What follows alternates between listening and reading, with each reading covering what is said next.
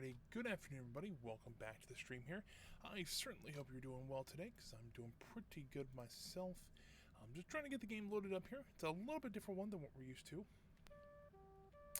It is a bit of a classic game. When I say classic, it's even in game, it does say version 3.0, February 7th, 1995. If anybody's not heard of this game, it's a game called Colonization. Think about it like Civilization, because it's made by the same person, a guy named Meier. Just a lot earlier. This is based in, well, it can be based in America, or it can be based in a random map of your choosing. But this is one we're going to play today. We're actually going to, let me go ahead and flip over to the game here. So here's actually the opening title. I'm using something called DOSBox, or DOSBox. And essentially, this is how it launches from Steam. You actually can get this on Steam. I think it's like $5 on Steam, and you can play it yourself. It's a great little game. It's very simple, but it is pretty neat little game. You guys can check out yourselves as well. This was actually one of my original ideas for Thursday streams. This might be a little loud, but let me turn it down just a tiny bit. Now, unfortunately, I have to use a screen capture, so you'll see my Steam come up there. Let me just turn it down just a little bit here. That'll probably work a little bit better there. I'll turn it down on my headset too. So, let me get this back up here. So if you ever see me click off, it's probably me just trying to click something here, but I can turn it back to full screen. Might take it a second. It'll come back up. There we go. So we're going to start a new game, just kind of show you the game, and it's kind of almost, I actually thought of this like a Throwback Thursday kind of thing. So this year, we're actually going to choose our difficulty. We have Discoverer, Explorer, Conquistador, Governor, and then Viceroy. We're going to go with Explorer, because this game can get very difficult if you don't play this correctly. So we're going to click here, Finish, and then we can choose what country we want to be. So in this game, there is 4 different countries, and they have 4 different goals in mind. So you have the English, which has a goal of immigration, so they want to get as many people as they can over to the New World. You have French, which is cooperation, so this is actually converting Indians into their faith, which you actually can send missionaries to the Indians, which I'll explain a little bit here now, or I'll explain a little bit. You have the Spain, which is conquest, so this is the one they actually want to take out as many Indians as they can. And then you have the Dutch, or the Netherlands, which just wants to do trade. So they'll actually bring stuff from the New World back to Amsterdam and trade it out. We're going to play as the Dutch because they're a little bit easier to play. Money-wise, you're not too concerned about that and things like that. They all have the same ending, so I just really kind of based on what you want to try to do is what country you want to try. So here we can actually put in our names. We're just going to put in Friar Abbey. There we go. And then this is kind of explaining what the Netherlands is. They're a lot based on merchants and fishermen. They actually like to oversee trades, kind of give you what the idea of the game is. And so this is kind of the screen showing you what the Dutch are best at. So if you look here, the Dutch economy, as well as the Dutch achievement, shipping, commerce, and banking. The Dutch player receives a bonus when trading with Amsterdam. Commodity prices in Amsterdam do not collapse as quickly as in other European ports, and they recover more quickly. So if you ever, as we'll see here in a little bit, this is kind of just saying this is the governor that they're sending us out on the mission in 1492 to go explore the New World. So in the game itself, you'll actually have things like, you'll be able to trade things like rum, sugar, cotton, something like that from the New World, bring it back to the Old World. When you sell off a bunch of it, the prices do drop. And then eventually they'll come back over time. Well, in the other 3 countries, if you sell like a full 100, because that's one slot, it can drop, $2 or $3 when you're just selling it there. And the Dutch doesn't do that as much, so that's kind of the neat thing about it. So yeah, this does take a little bit, just so you can see our little ship sailing off there. Yeah, so this is a game my dad taught me how to play, and it's been around forever. I mean, my dad, I guess, I can't remember if he had a floppy or whatever, but actually when I first saw him play it, he actually had just a folder on his desktop. That's how he played it. So now we can play it through Steam.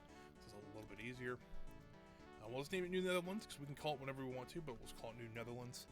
So we're actually playing on the American map. So this is considered of Canada, Alaska, North, or America itself, Central America, and then South America. I actually want to try to land in South America if I can. I first got to figure out where I'm at, because that would be a good thing to figure out. And it looks like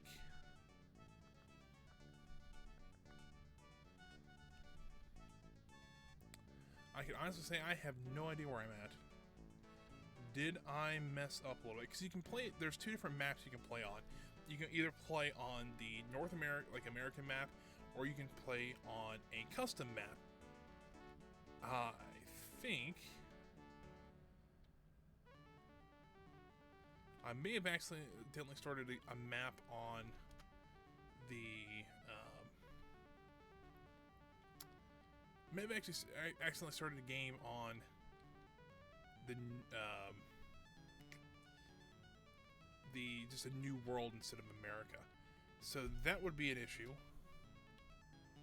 I think I did. So, or maybe yeah, because we're almost at the edge of the map anyways. So let me go ahead and just restart a new game. So in this one you have to go out. There's game options here. Hold on.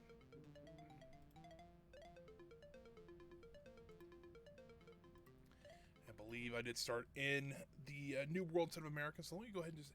Unfortunately, there is no like exit back to menu on this game. I don't know if they just didn't have that yet or what. But so yeah, let's go ahead and just restart this game. Just go ahead and we'll select all the options like we did. Start in America. There we go. Original America. We didn't get that last time, so I got a feeling we were just on the wrong map there. So same difficulty. We'll play as the Netherlands again. We'll play as Friar Obi. And there we go. So this is all the reading. If you want to go back and watch that, you can. You can look it up online too. So, but unfortunately, the one thing that kind of stinks about this game is you have to watch this every time you want to restart a game. So, kind of stinks, but that's how it is. So what I want to do is I want to start in South America. Usually I would want to start up in like, you know, one of the kind of like starting in like Florida, like Georgia area. That's a great one to start. I like doing that. There is something I want to try to take advantage of, and that is trading with Indians. You actually can trade with Indians in this game. And then, so one of the big thing is if you can trade with the Aztecs, because there's, I think, I want to say 5 different Indians in this one, 5 or 6. But if you can trade with the Aztecs, they actually mine silver, and they don't really want much in return. They want trade goods and some food, stuff like that. So if you can trade some basic stuff like that to them, you can actually get plenty of silver out of it, and silver you can sell for a ton of money. And so that's a great way to actually make money in this game. That's what I'm trying to take advantage of, because money in this game, especially before you get some of the more advanced stuff like rum, cloth, coats, stuff like that, it can be a little difficult to actually make some money. And it does take a while too, because you have to ship things from the old world or from the new world to the old world, things like that. So fingers crossed, we'll see. Hopefully, we'll get to that point.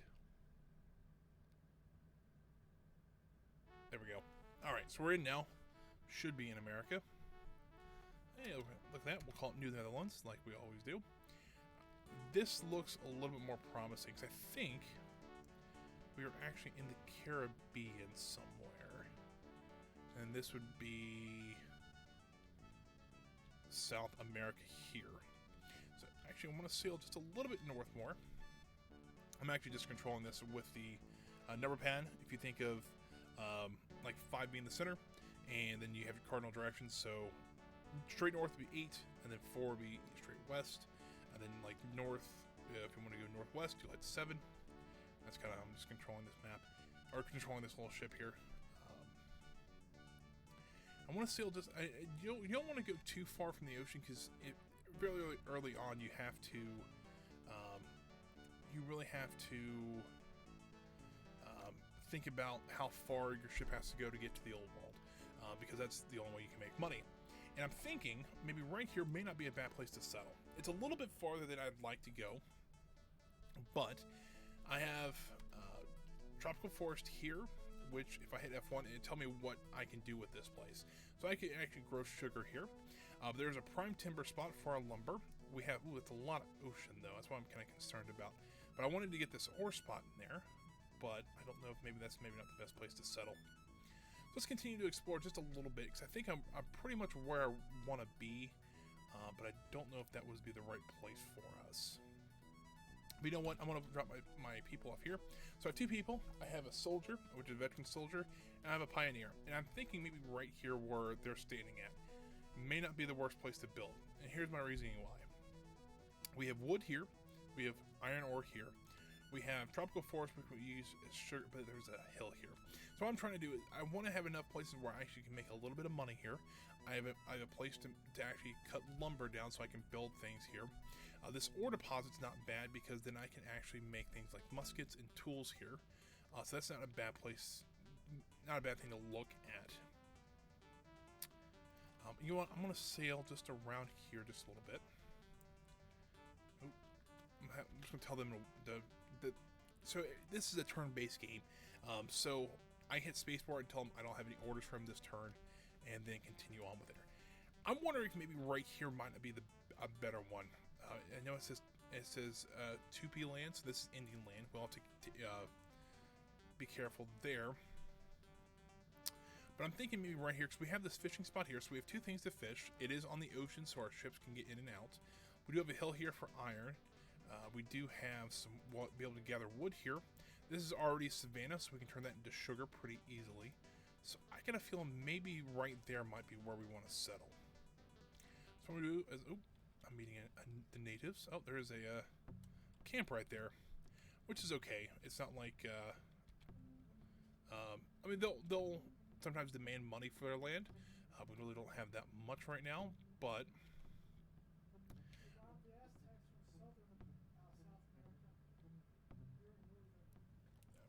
gotta wear that, Dad. Thank you. So my dad's yelling down at me because once again, he's a big fan of this, so he'll be watching this probably quite a bit. And I think right here is where we're going to actually make our landfall. Now, technically the Aztecs are in kind of the southern portion of South America, but the problem is a lot of Europeans, especially the Spanish and French, like to land down there.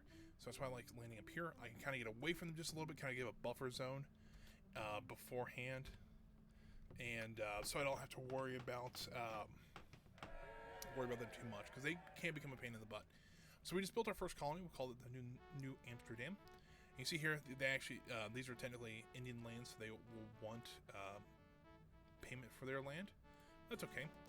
We want to get some wood going here. So here's all the specializations we can actually go for.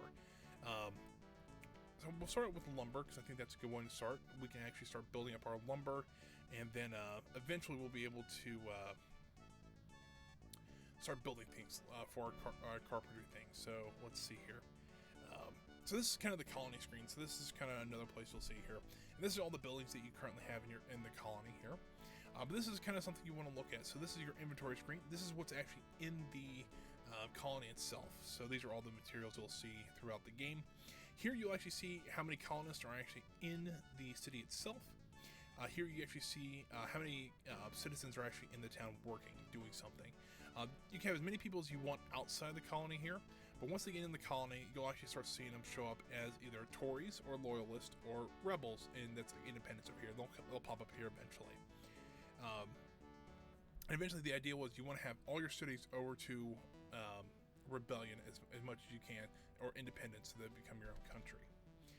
Down here you have your food. This is how much food your town is producing. Each person takes 2 food per turn to feed. And so here we see we're producing 3 food. So we have 2 food that's being consumed, because we do have 1 worker.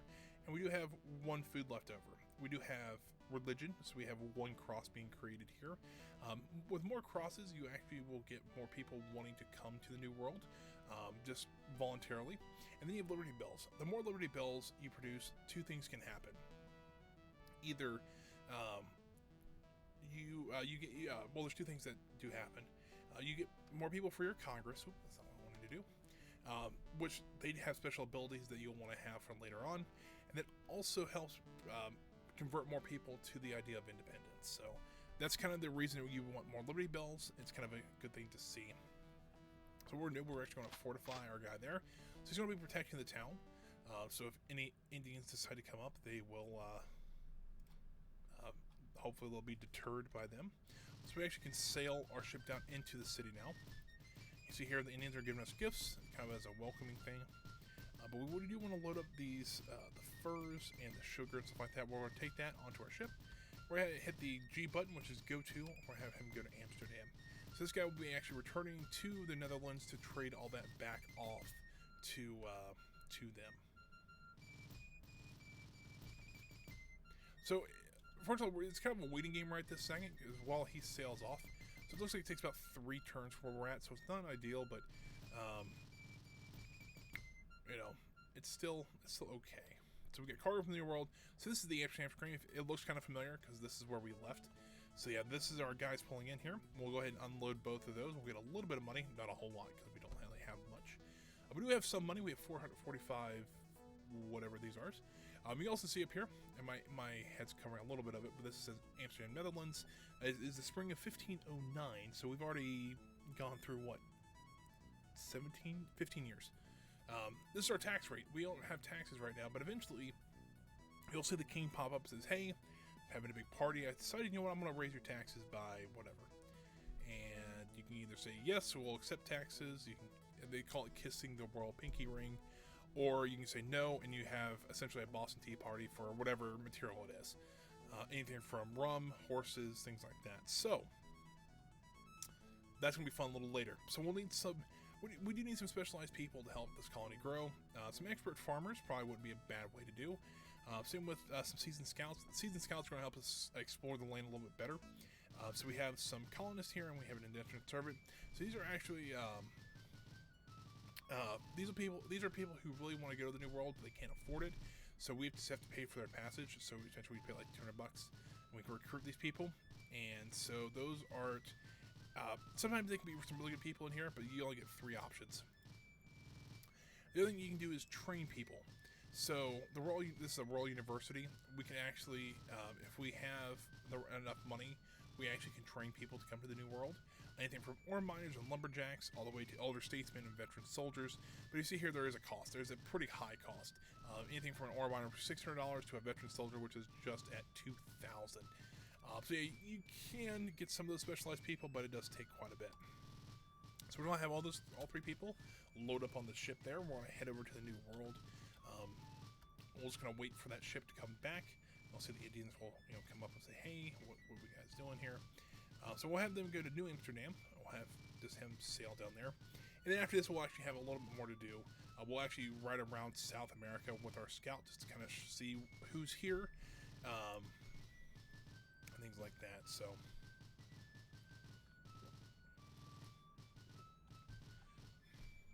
and there we go. So now our guy is here. We can actually go in here and actually have this guy plant some food. He'll do this on the best land possible. So the Meier River here is probably the best one you can do. And so you can see here we're actually producing a lot more food, so we actually can give somebody else a job. So I want to have him start doing carpentry work. Another thing a colony can do is actually build buildings, and this is why we were gathering wood here. So right now they're producing docks. These docks will eventually be able to allow us to fish from them, so we actually can make these actually into food-producing squares. So each colony has these 9 squares here we can do whatever we want to with. Things like hills. Oh, that's not what I want to do. We can produce things like food, things like that.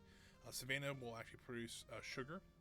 This tropical forest we can harvest for wood, or if we clear them, all their wood and things like that, we can actually put sugar there as well. So this actually will be a rum making place here. So that we have 4 good places for sugar here. We'll cut wood here, and we'll probably mine ore here and probably produce our food here and here. It's kind of the idea of what we have right now. You see here, we do have some more stuff we can put onto our ship. Go ahead and just load it up there and have him pretty much go back to the Netherlands for that. So now with the scout, we actually can go around and look at Indian villages. We can scout out the land, and that does help with our score later on, as well as we can look for something called sundial. They look at sundials, and I'll show you. I think we saw one already, but these are kind of lost city rumors. If you run over them, you can get a bunch of different things. Anything from a new colonist, money, your scout can just disappear and never be heard from again. So it's kind of a neat little thing, something that I like to do. So you can see here, there's 3 sundials that just popped up. So we're going to start, we'll go to the northeast and we'll kind of ride down the coast that way. So let's go ahead and just make sure that everything's loaded up onto this guy here. Have him head to Amsterdam. So this is a little bit of the basic game. There is some, so that one we just explored that sundial. We didn't find anything. That's okay. This is kind of the early game. We're just trying to set up our first colony, things like that. Once we get going, though, we can actually talk with other Europeans. We actually have wars that we go on. Like, let's say a king, or like the king of France didn't like the king of the Netherlands and they declare war. When here we actually have to fight those wars too. So it's a little bit different, a little interesting. But if you saw here that these guys said they were master sugar planters, and what we can do is send one of our guys over there and live among the natives. And when he does that, he becomes a master sugar planter. These guys are master fur trappers, which is a very good thing to see. One of the big things in this game, though, is you can get things like your distillers, your weavers, things like that. Someone who takes raw goods and makes them into the high-end goods, you can get them from Amsterdam. The problem is you cannot actually get your high-end people from here, or your high-end like growers, things like cotton planters, tobacco planters, sugar planters, fur trappers, things like that. You only get those from actually either having a person do the job long enough to where they learn it themselves, or get somebody to train them, or get one of the Indian villages to train them in whatever skill it is.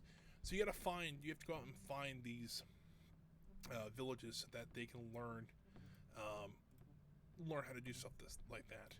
So we're going to have back, there's 2 free colonists. Now, free colonists don't have any, I don't want to attack them. They don't have any specialization, so they actually can either learn one or they can just remain a free colonist. It's best if you train them to do something here. So that's why I want to have one of them guys to go be a sugar planter. So we have that, so we can teach others. Once you have your own like planter, you can actually set up a school, college, or university. There's 3 different levels there, and actually train your people to be, that. So you see here, this was just a small village. They gave us a gift of $56. So that was awesome. So we'll travel along here. If you travel along rivers, they act like they have boats, and so it's a little bit easier to traverse those areas, so it makes it a little bit quicker. You don't move as much. So each one of them has movement, so you can see here this has moved at 4, so we can potentially move 4 squares. Another friendly tribe, so we got some more money there. So what these guys are, so these are seasoned scouts, so these guys actually gave us $120, which is awesome. Especially in the early game. It's nice to get a little bit of extra money everywhere.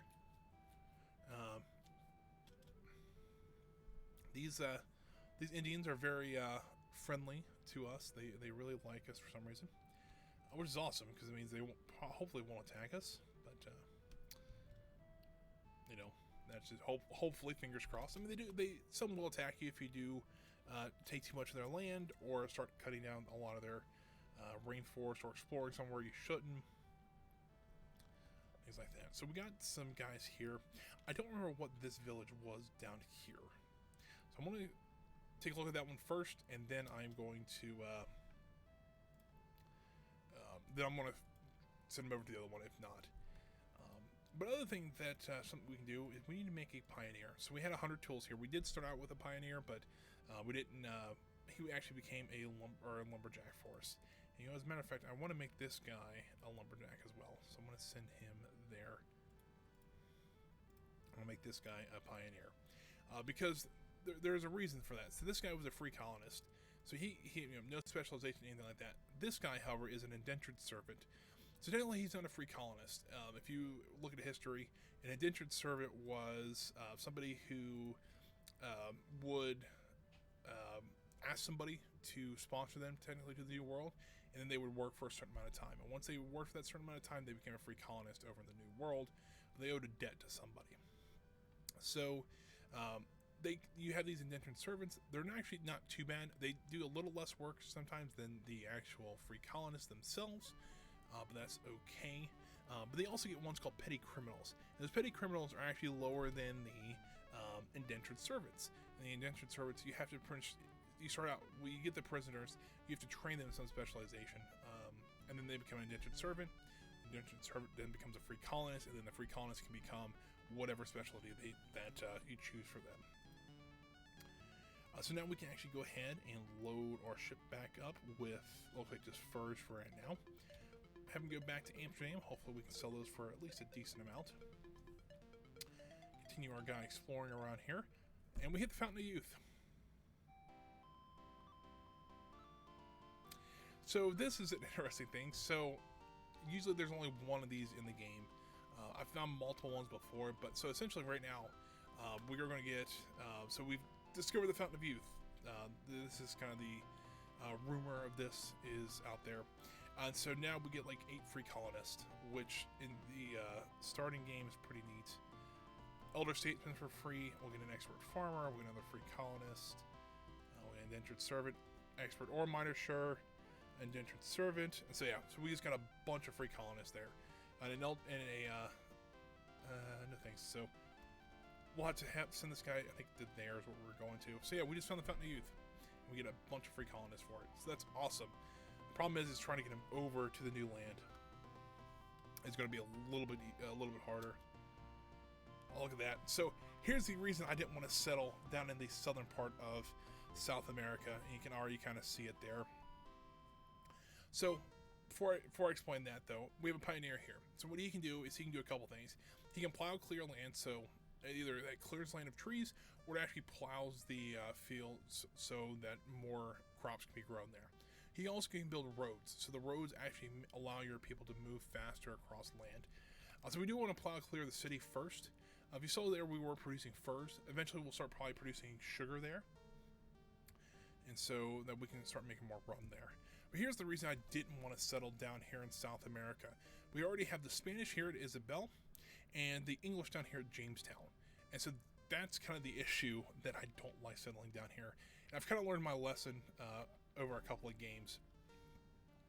So if I settle up here, I have a little bit of room to kind of grow out. But unfortunately, they'll still do some silly things that we'll have to keep an eye out. But hopefully they just kind of fight amongst themselves at first. For some reason, the English love to surround your. So look at this. The English love to surround your cities with troops for some reason. I have no idea why. They always do. What I'm going to do though, I want to save up for a lumberjack. So that's kind of the next thing I want. Either a lumberjack or a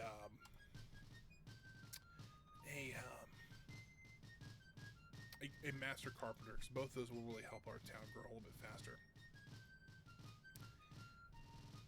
So I believe this was the town he wanted to live in. Yes. So now we have a master sugar planter. Boom. Nailed it.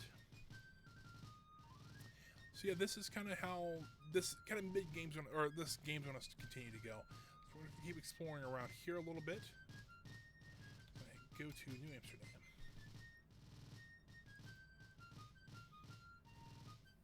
And once again, guys, if you have any questions about this game, let me know. I will try to answer them as best as I can. But yeah, this is just, it's a old game, but it's still like a lot of fun to play. Actually, you can still buy it on Steam. I think it's like $5 on Steam, so it's not that bad at all.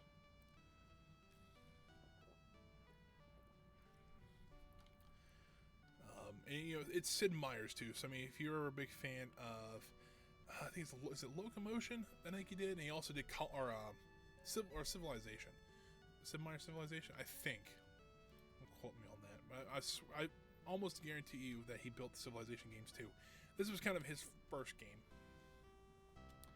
even before even before then. So yeah, so now you actually can make treaties with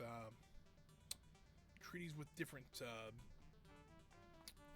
different European powers. Sometimes they'll demand things like if you have soldiers near their towns, you have to withdraw all your forces, or they might just declare war on you because they don't like you for some reason. Kind of how it works sometimes. So, but now we actually have some things going here. Let's go ahead and actually get a second guy working on here. Generally, they're going to produce. So here's another little nifty little screen here. So this will tell you what the town's producing. So right now we're producing 4 lumber. We're missing 1 because that guy's an indentured servant. We're making 5 hammers though because we have the wood to do so, and we're making whatever sugar this is. I think that's 8 sugar. So actually, in theory, what we could do, we could actually go over here, go and start having some of these guys make some rum. But we're actually out of food first, so we really can't do that. We could for 82 turns because we're only down 1 food and we have 82 tons of food. So technically we could, but I think we'll be okay with that for now. We also have an ore miner there, so we actually can start doing some ore mining up on this hill here, which would be rather nice too. So here's our first one. So you can see here, in honor of our recent wedding to his 4th wife, we have graciously decided to raise your taxes by 1%. The tax rate is now 1%. You may, if you wish, kiss our royal pinky ring. So if we kiss it, we unfortunately, our tax rate goes up to 1%, so from 0. Or we can have the New Amsterdam food party, which I think we're going to do because we don't actually sell food. So we'll just go ahead and do that. So here, we, the Sons of Liberty throw 82 tons of food into the sea at New Amsterdam. So the colonists refuse to pay those taxes, and essentially what happens is that the Parliament now has a boycott on all food imported from our colonies. So if we want to sell food again, we actually have to pay back taxes, which we won't do because you know, why would we? Because right now we're just selling furs and we're selling sugar. The problem is if they come back and say, hey, we're going to start putting a tax on sugars and anything like that, we, at this point, we'll have to pay it because that's the only way we're making money. And that's something that does change in this game. The harder you get, we got England now, so they're just telling us we have to withdraw our forces. We have 1 soldier right now. So that's something we really can't do much. I mean, he's literally just there defending the colony, so it's not like we have much else.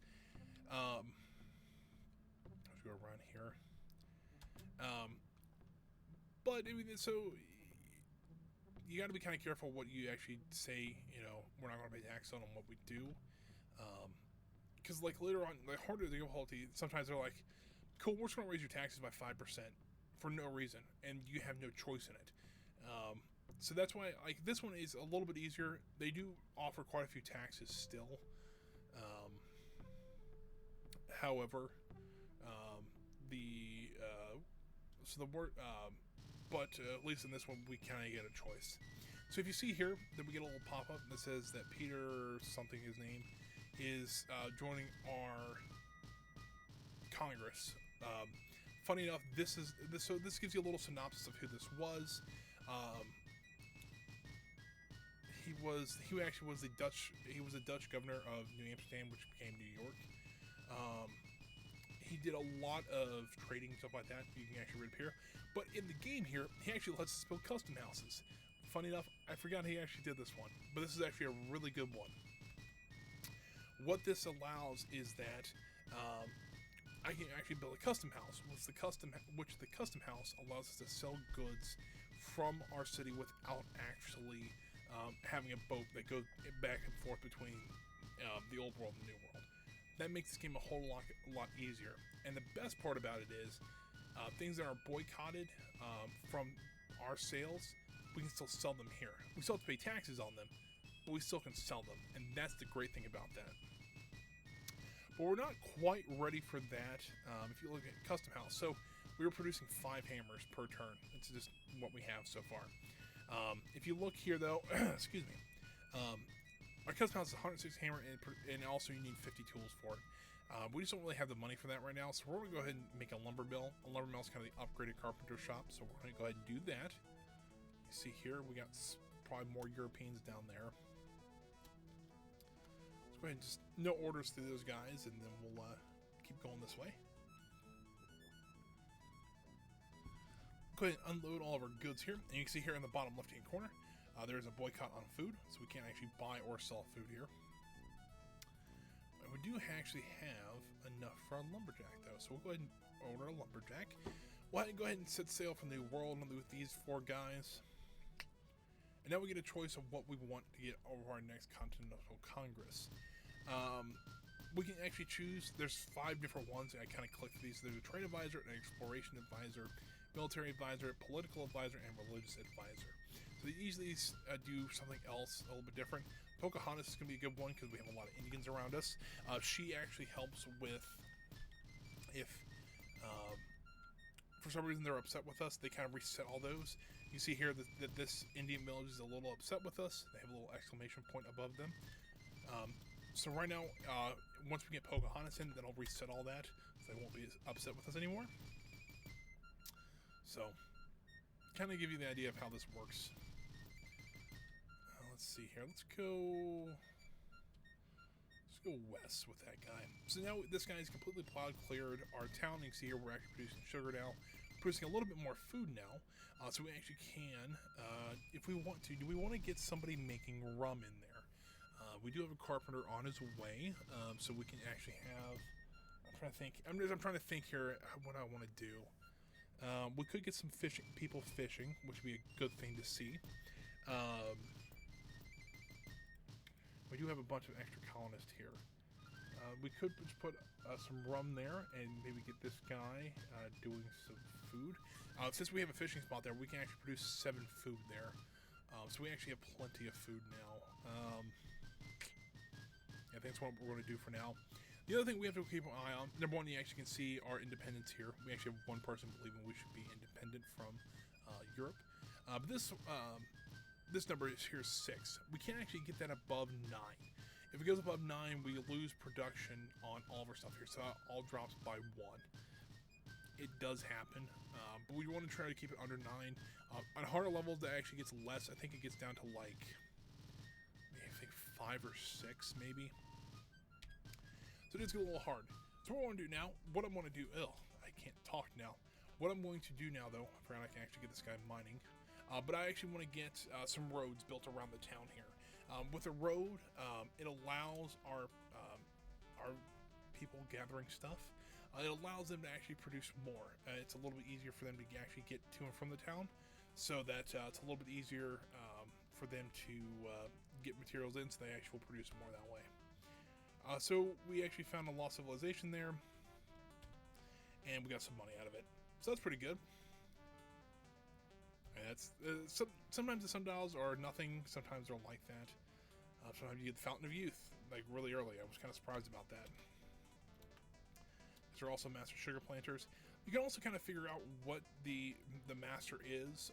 Like if you actually look at the terrain around them, a lot of sugar planting up around these guys, because these are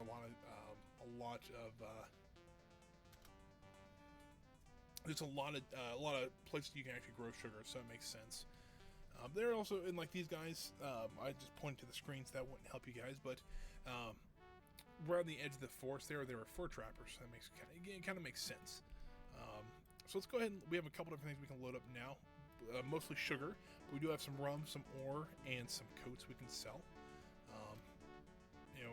The more we can, the better. And we also do have our elder statesman here, so let's go ahead and get him in, producing more Liberty Bells. We also have our lumberjack here as well, so we can go ahead and make this guy a colonist and get this guy cutting some more lumber now. So now, hopefully, we'll produce more lumber, but we also can switch these colonists out. So now we're producing 6 hammers at once and producing more lumber to actually keep up with that. So yeah, this town's growing actually pretty quick. I'm happy how it's growing, but we've got to keep it up, because one of my other big things is trying to keep pioneers alive. Pioneers, when a city is still like this, they can actually be killed pretty easily. And if you lose one, it seems like it takes forever to get a new one. I don't know why, but it's something we gotta look out for. So these are more seasoned scouts, so I think we already visited them. So this guy's already done with that road, so we'll go ahead and move him up there. Just gonna click through these.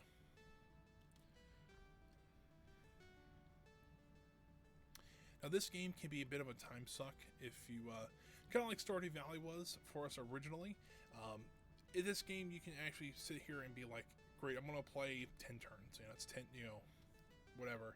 and you can spend, you'll spend 10 turns and like, oh, we'll play, I need to get this one guy here, I need to get this guy here, and before you know it, it's 2 or 3 hours later. You're like, all right, I have to stop playing this. So it's a fun little thing.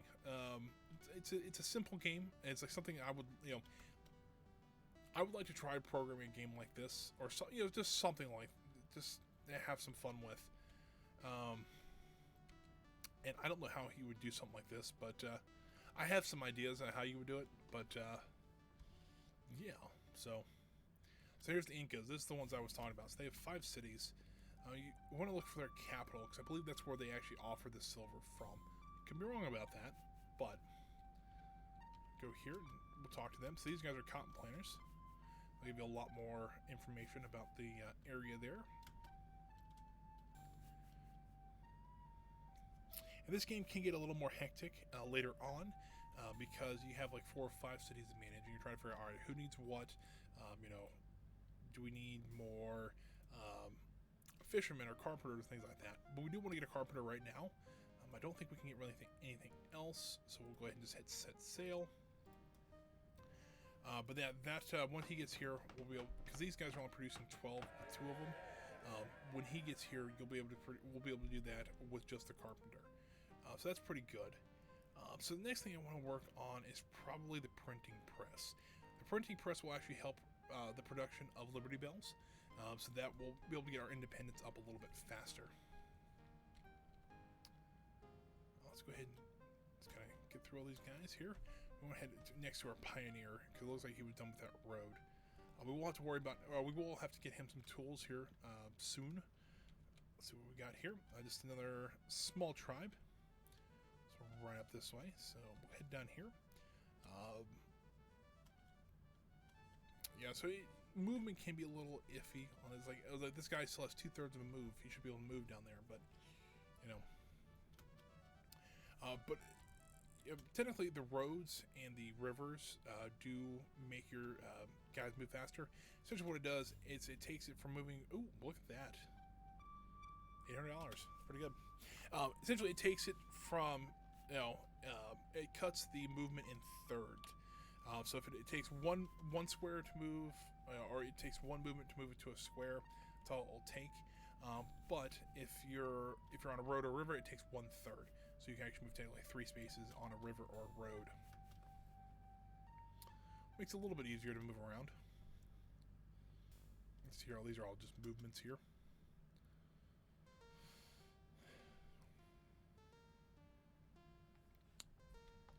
Let's head up this way. Put a road here.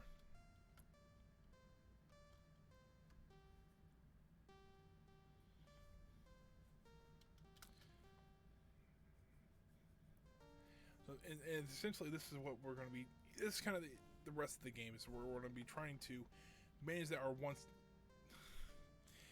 to be trying to manage our one colony there and things like that. But now, so this is one, this is a desperate survivor of a former colony. So if you see here, oh, didn't actually show up here.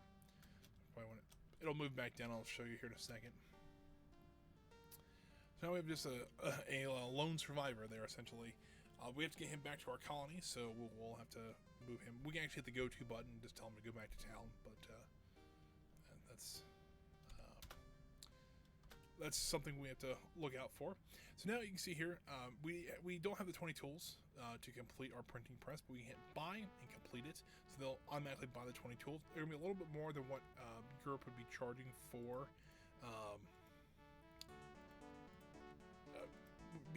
more than what Europe's charging for hammers, but it's okay. But I also noticed we're actually full on sugar right now. So just at starting town, we can hold 100 of every resource. Right now we're on 100 sugars. So what we can do is actually move him to making rum. So now we're actually producing 8 rum a turn. So it'll burn through 8 sugar a turn. And so now we can actually load that onto our ships and not have to worry about it too much. Because I'd rather produce more rum because it sells for a little bit better. Usually, I should say. So we're going to continue this guy. We'll just keep him riding around the mountains here. You see here, our pioneer reverted to our colonist status because he's out of tools. But he did get quite a few things done here. So if you notice here, these guys are actually producing more food and more ore. neat. He was producing more sugar before, of course, he moved over to rum making.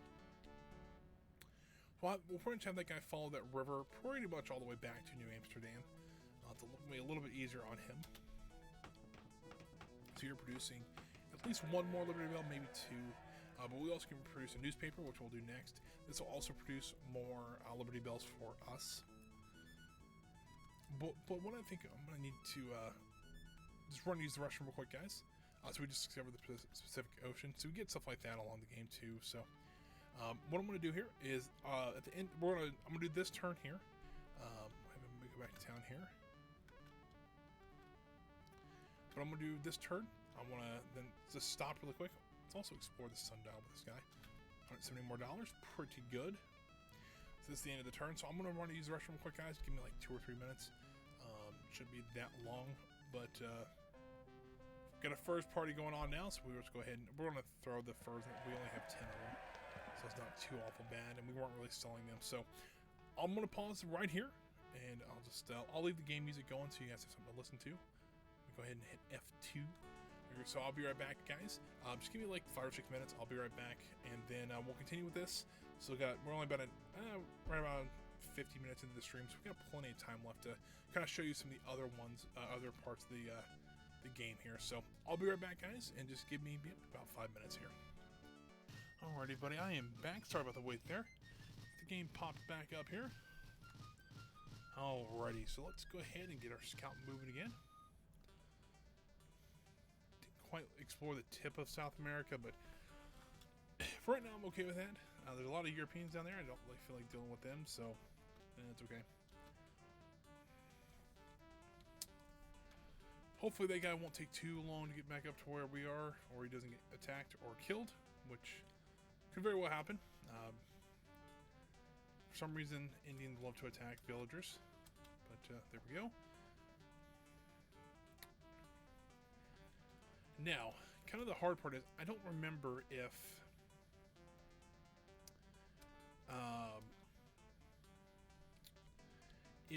just the capital of the Inca place provides the silver, or another one of the towns can. I'm not 100% sure. So let's pick up those tools, because we do need those for our pioneer. As a matter of fact, we can actually get a hardy pioneer, which is kind of the better one. So let's do that. We're going to waste about $100 because we just wanted to sell those, but we'll set sail again for that guy. So we have a hardy pioneer now. We have an extra colonist we can do as we please with. So that's pretty good. You gotta be a little careful though, because you can accidentally hit no orders when you actually wanted to move somebody. So gotta be a little careful what you do and don't hit. So.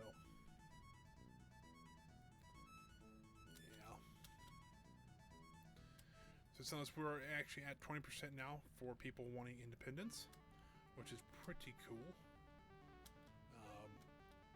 I mean, once you get to 50% though, you actually get a bonus. Everyone produces one more, and then once you hit 100%, you get another one. So you actually, at 100%, you actually get +2 to production, which is pretty neat.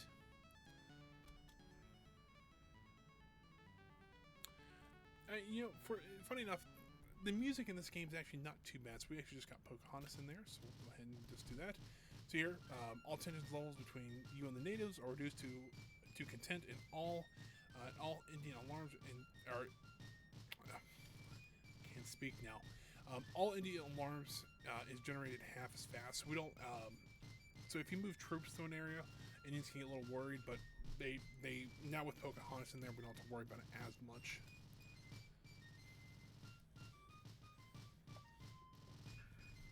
That'd be kind of nice, because when you start building roads, for some reason they start freaking out because they think you're taking over their land. But you know, that does happen. I wonder what this village is offering, like what skill. If there's something we can do, we can just train him really quick. That actually might work pretty well. Now, usually I would just go straight trade with the Dutch, but there's Benjamin Franklin here. I'm going to go for him.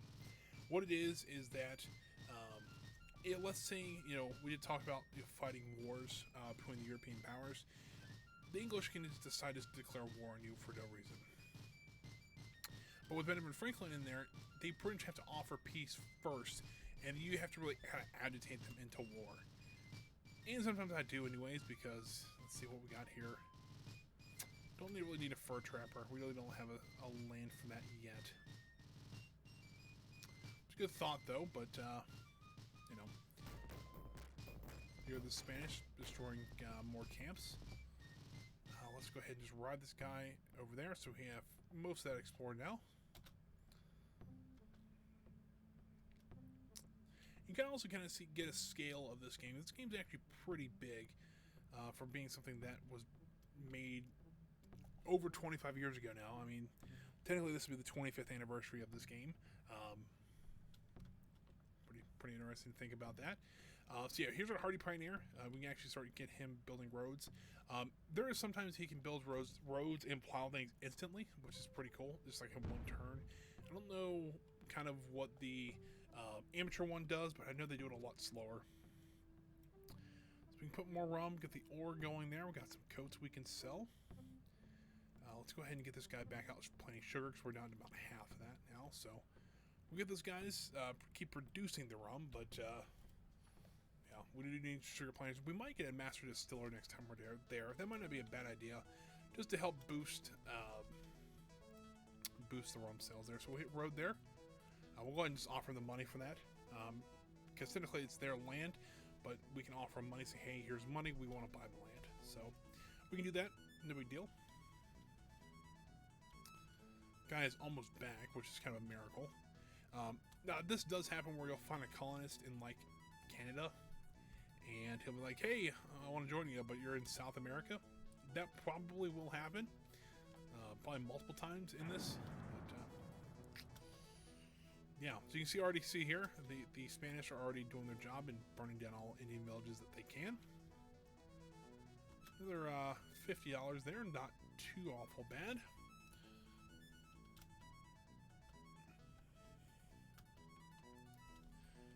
That guy over. So yeah, pretty much everybody in your town gets one turn if they're not actually doing something in the town already. So yeah, one thing that could be an issue though is that, you know, since the Spanish are burning down a lot of these camps, you actually won't be able to learn from them anymore, which kind of stinks. So we got to get to the people that we want as fast as we can, so that if they do decide to burn down that camp that we really wanted, we don't have to worry about it anymore.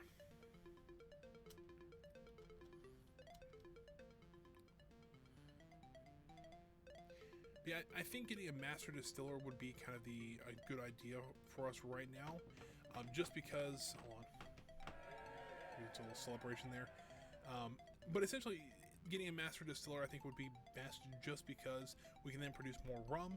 We can actually make more money that way. So not a bad idea. We'll also start. I think we'll start doing a rum. Do we want to do a rum distillery? Because I mean that's kind of our main source of money right now. So yeah, I'll probably go ahead and do that. I also want to start looking at making a second colony or a second town, because I want to start to get something a little more closer to the Aztecs, so that we can kind of form a trade route. Well, essentially we'll build almost a highway between the two. We got plenty of people to do it, so I'm not too awfully concerned with that.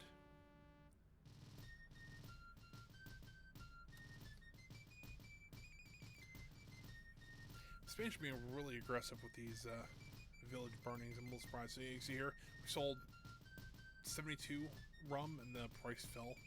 So gotta be a little careful on how we sell our stuff here, but we can get a master distiller.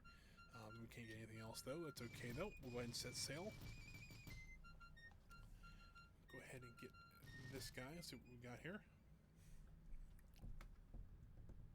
Remember when I said that we can find the Fountain of Youth twice?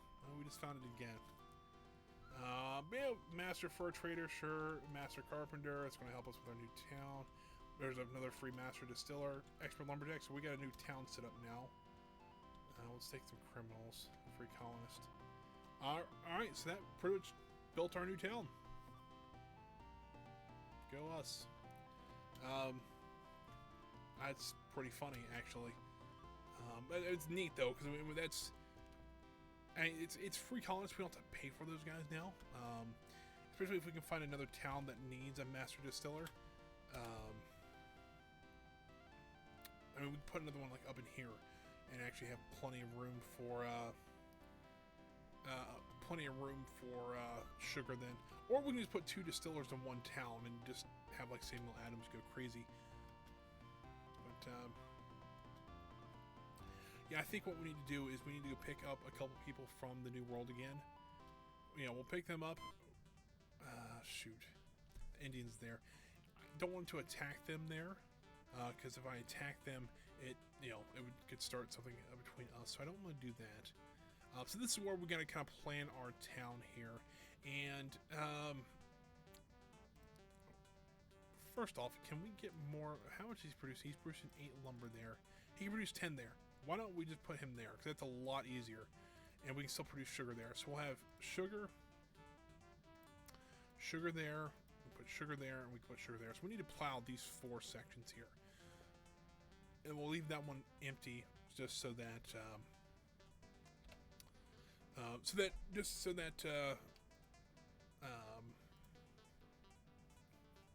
he can cut wood there. We can still build stuff there.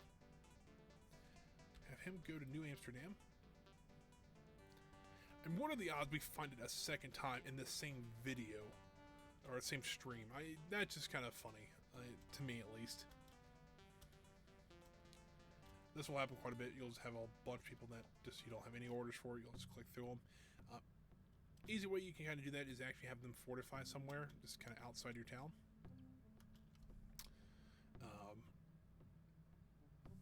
That's no big deal if we want to do that. But what we can do though, we didn't hit another 100 sugars, so I got a feeling we might need to put a warehouse up next. I think that might be our next one. So we need to start thinking about a new town though. I'm looking at areas maybe over here to do it, to make it a little bit easier. I know it's inland, so we won't be able to actually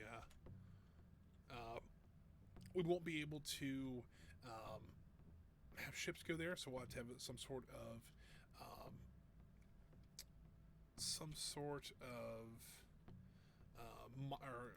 trading wagon going there. So we have to build one of those, but that's no big deal. Let's go ahead and get our distiller distilling. Get him in there. Let's get this guy out of there because he's not going to produce as much. But let's go ahead and get Master Distiller in there. Nailed it. Now we're producing 9 rum a turn. He's actually only making...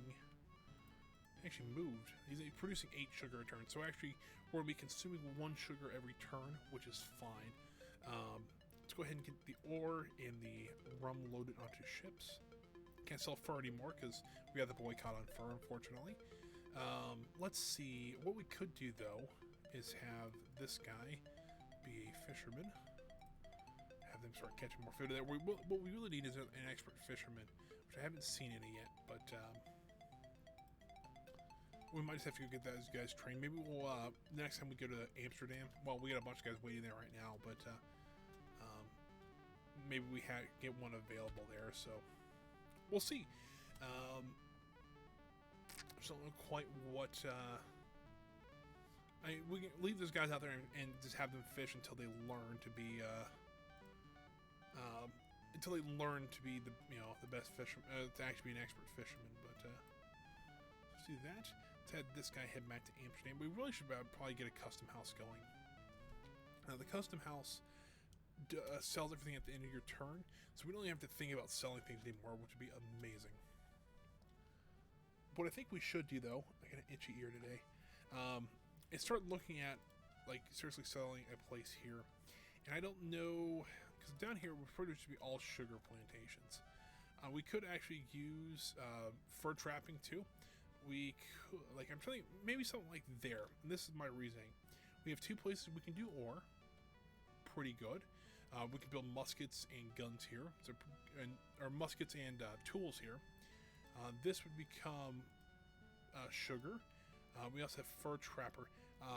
We have a good fur trapping place there. and there, because they actually have the river. So here he would get 1, he get +2 because there's a river. You also get +2 because there's a road there. I think that's how that works. And then he also gets double that because we have 2 of those places. This might not be a bad place to put another town. And what we can do, hold on, let's just hit this, see if this works.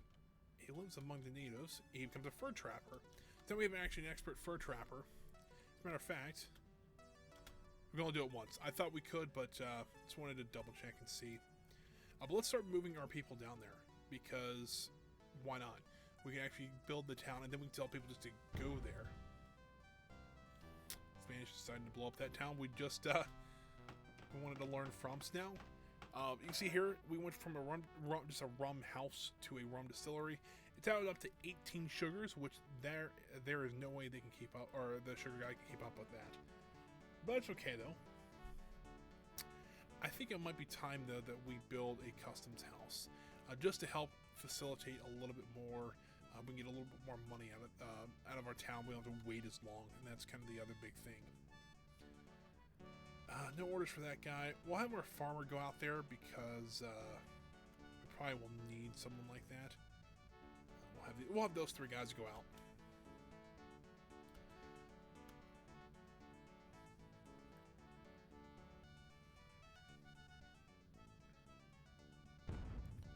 Spanish still going after those Tupi. I think that's what they're called, the Tupi Indians.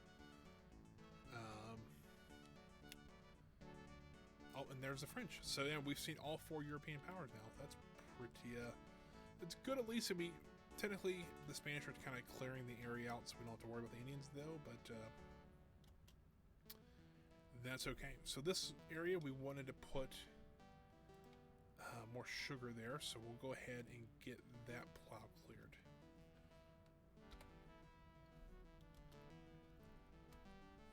So you kind of can see how this is really how good this place can be.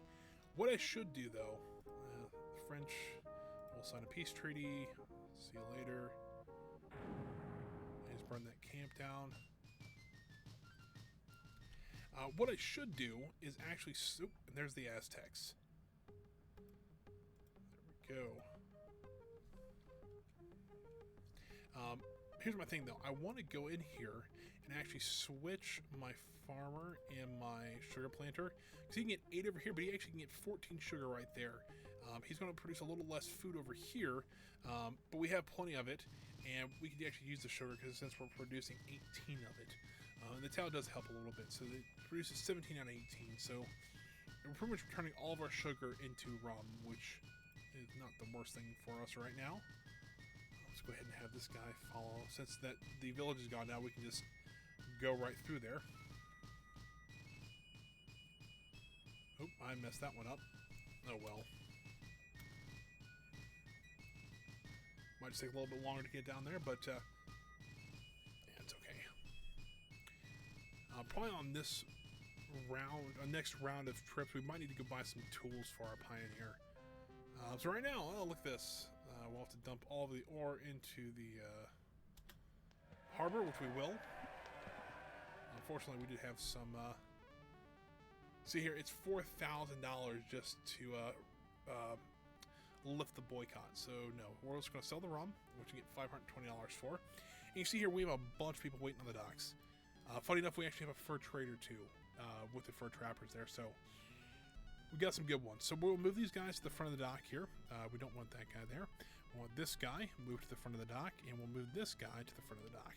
So he only can take 3 people. So we'll take the fur trader, the carpenter, and the lumberjack. We have him set out for the New World. And we got old Benjamin in Parliament now. So now, if you look here, the King's European Wars have no further effect on the relationships between the powers in the New World, and Europeans in the New World always prefer peace and negotiations. A lot easier this way, because now they won't just go ahead and just declare war on us for no reason. So yeah, that's going to make my life a ton easier now. Let's go ahead and start moving our guys down this way here.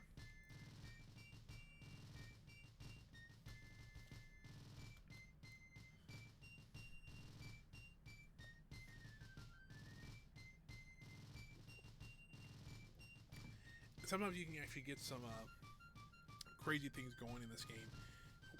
Audio levels seem a little bit, well, let me go ahead, let me turn down the volume just a little bit on here on OBS.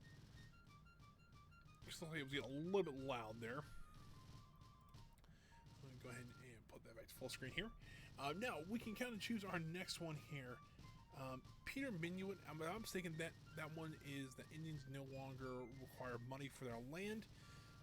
Francis Drake helps with your privateers, which is very nice. Henry Hudson is, I believe, allows your ships to move one extra, so I think I'm going to go with him. I could be wrong about all those, but you know, for that guy, we'll have him actually move where the town's going to be. Can't build this turn though, unfortunately. So Pioneer has cleared all that, but he doesn't have any tools left, so he will need to go grab some more here shortly.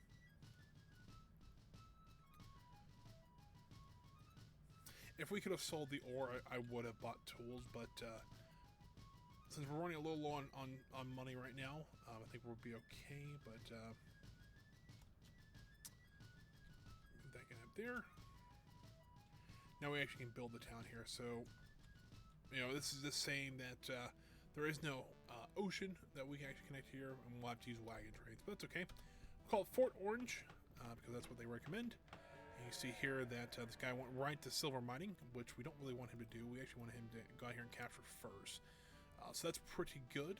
We'll also have this guy go out and start making food in the other spot here. Yeah, I think that'll work. Have this guy just go to Fort Orange. Go. He'll start cutting wood for right now.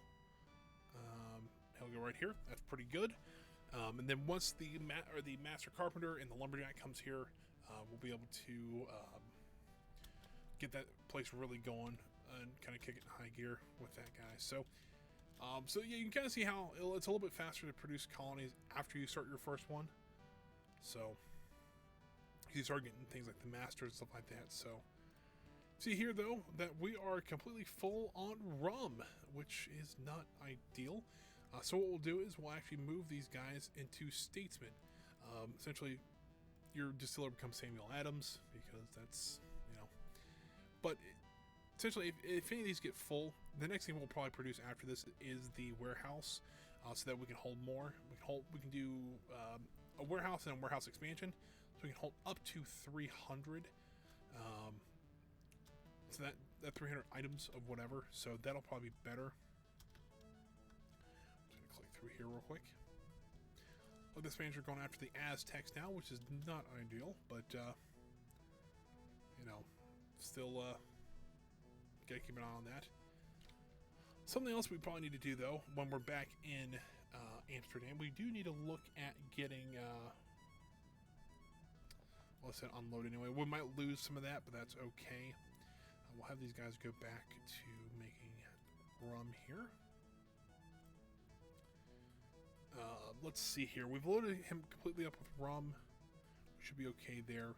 We'll have him go back out to Amsterdam the next turn. We'll need to get tools, and hopefully we can get some muskets as well. We'll actually get a soldier on the.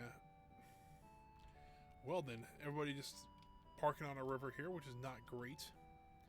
This is kind of what starts happening, is that they will start moving troops like this, and they'll just start surrounding your cities for some reason. I have no idea why. What kind of upset, or what, you know, I've seen stuff like that before, and they'll do that.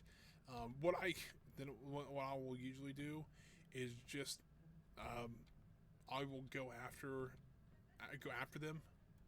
And what I mean by that is I will bring as many troops as I can and blow them out of the New World. I've done that before as the Dutch.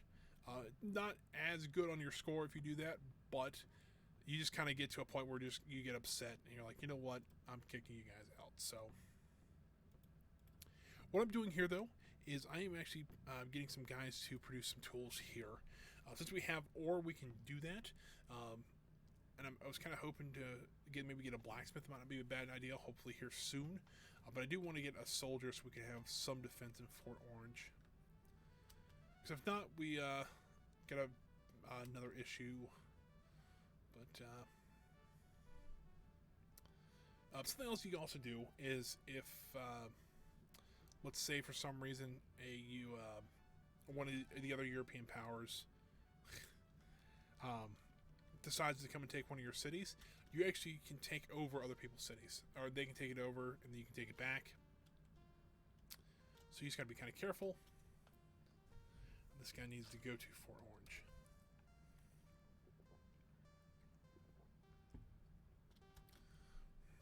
This guy will be going back to New Amsterdam. Did they just drop 71 food off at Fort Orange? They may have, which is pretty good. I mean, can't complain about that. What are the odds that they have a rum party while that guy's coming across the ocean? I mean, that would be my luck, but you know. All right, we got our guys here now, though, so we can get more. Have him go back to colonists. Have this guy go out and start producing more lumber. I do realize we are a little short on food right now, but to have this guy go back to be a colonist right now, since we're not really worried about we're having a dock or anything like that, let's go right to a lumber mill. That'll help us produce hammers faster so they can build a little bit faster. And then hopefully here soon we can get a pioneer down there so we can get some stuff being plowed and built like we want it to. Because right now we're just gonna clear all these guys out. No orders these guys.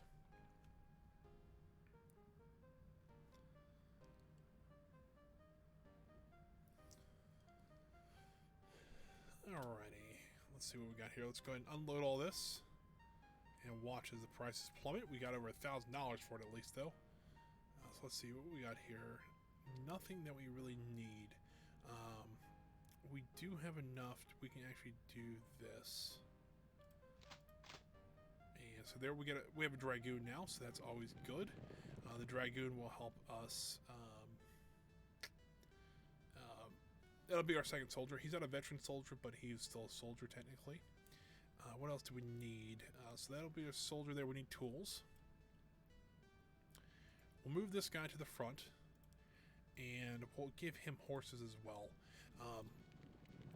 That's kind of a cheaty way to do things. I say cheaty, but essentially what that's going to do is I'm going to give my veteran soldier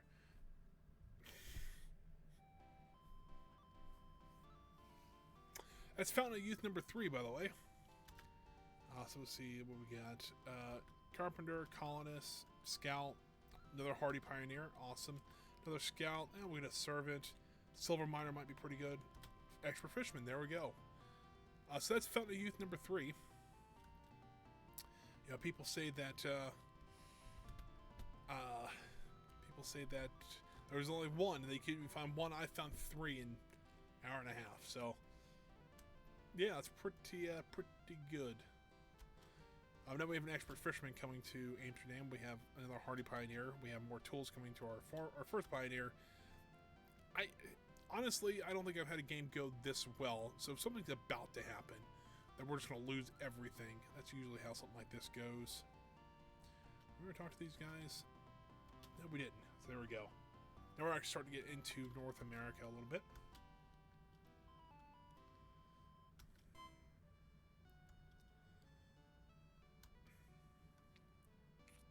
So you kind of see why this is a little bit easier to start out in South America than it is North America. Somehow you find the Fountain of Youth 3 times, and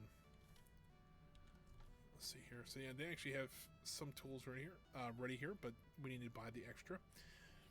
So this custom house will allow us to sell things right up here, so we can get like sugar, fur, coats, stuff like that. We can sell those. So that'd be nice. Let's have these guys head to New Amsterdam because that's gonna be the closest port they can go to.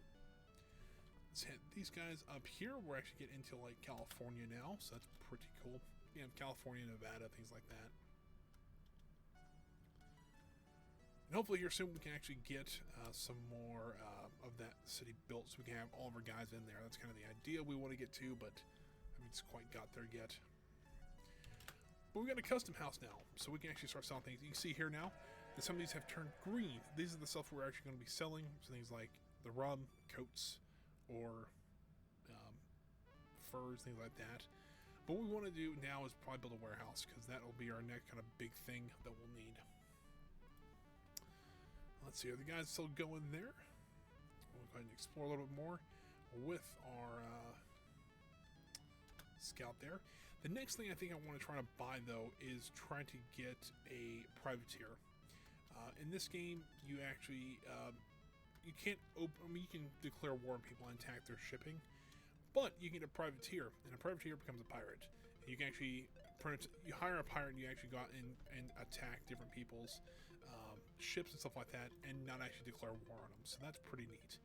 Let's go ahead and unload those tools, anyways. There's gonna be a pioneer there. So that'll work. We don't have as much ore now, so we can go ahead and have that guy go back to mining ore. Yeah, I think we're good there. No orders. I think I accidentally hit no orders on the scout there, but that's okay. So this scout, though, we just want to hit more and hit colonist. Now I don't believe, yeah, because we don't have any food being made, or we don't have any extra food being made. But we can make this guy a dragoon. So now we have, in the game, the kind of like the combat works. This guy actually want to move to Fort Orange. A dragoon. The dragoon takes 2 hits to actually lose his combat ability, whereas a normal foot soldier only loses 1. So, generally, if you lose combat here, you actually lose. You go down a level. So the 3 levels are colonist, then it goes to foot soldier, and then a dragoon. So the dragoons are also kind of nice too, because they actually can move a lot further than just a foot soldier can. You can see here, 1 dragoon can make it from Fort Orange to New Amsterdam in 1 turn. So that's pretty nice. We don't need to sell anything because we're selling everything on our custom house now. You can see it right now. We're actually already up to $1,900. We'll go ahead and send this guy back to Amsterdam just to go pick up our new people.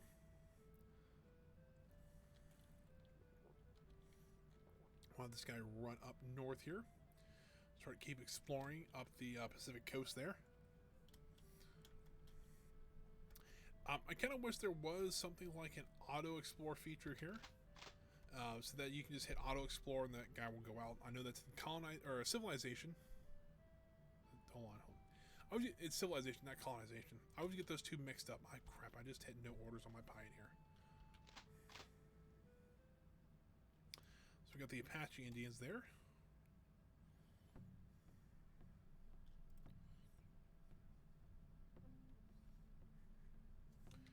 So we're gonna go here. Ask to speak with the chief. They're master sugar planters. They give us a little bit of money. That's pretty good. Looking for our pioneer. Because we do need to get him out going again. There he is. And I think that's the one we want to plow clear, correct? Yes. Go ahead and do that one for next. We have 2 more spaces around that town, and then we'll actually have them start building a road down towards Fort Orange. There we go. They got the lumber mill completed, so we'll be able to produce more. Let's see here. Next thing I want to build. Let's see here. Let's build a warehouse next, because this is more of a money-making town. Let's see here. There we go. See here, we're already up to $2,400. We stole a bunch of rum that turn. Got some money there. We already visited them, so just wanted to make sure though. Nothing really much going on in our colonies right this second here. Just producing more goods and stuff like that, so always good.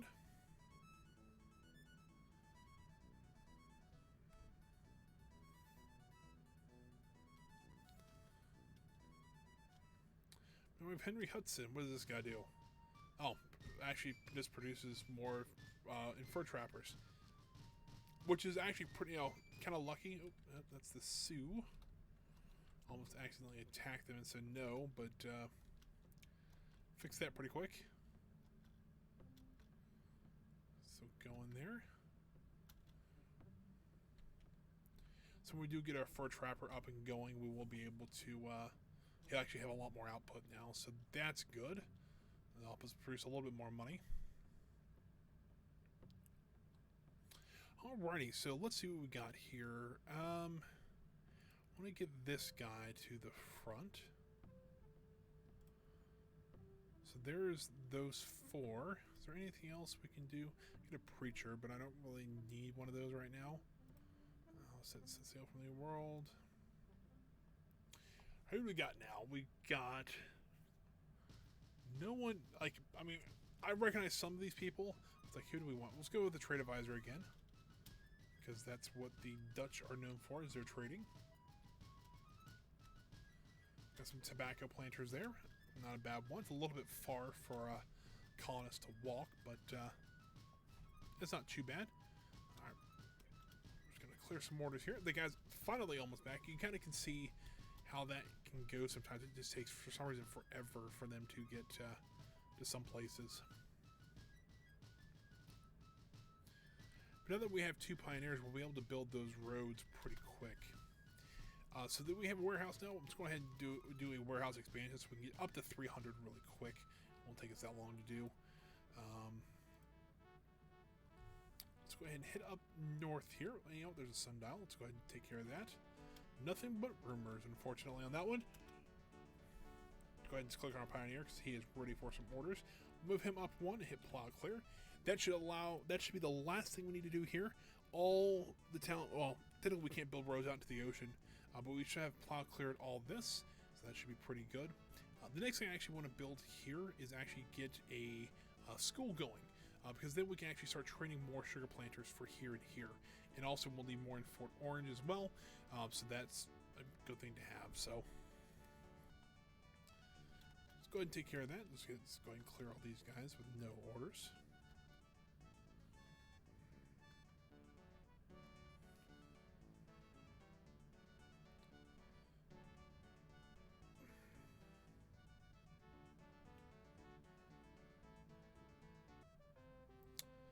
Oh dear. It has come time that it's his 13th wife. It's really trying to. He's already taken King Henry. So you know what? Let's just throw all the rum in the water. You know, the fish are drunk tonight, which is technically illegal in Ohio, but weird thing. It's something that's, if you ever look it up, there's some weird laws throughout the country. Apparently, it's illegal to get a fish drunk in Ohio, which is interesting. I don't know why I thought of that, but just a thought that came to mind. Look at that, colonists finally made it back. These kind of free colonists are actually really good here soon once we start getting a school up and going. It's just going to take a little bit of time to get that up and going. Let's see here. Should be their next turn, so that should work out pretty good for us. We need to get some more of these guys being trained. But now you can kind of see how this game can be a little bit of a time suck, because it just takes, it can take a little while to get something going, and once you actually have the people to do so,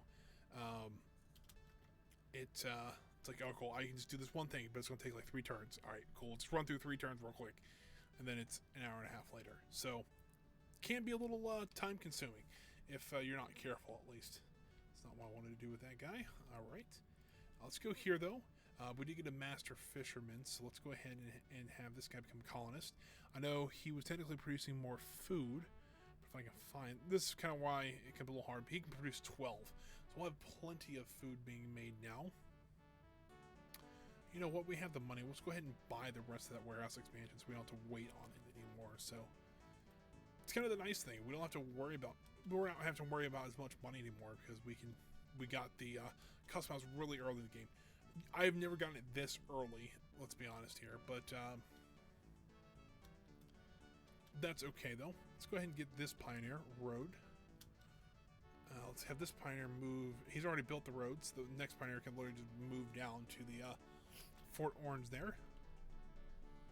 Silver Mine, we need him to get a Fort Orange.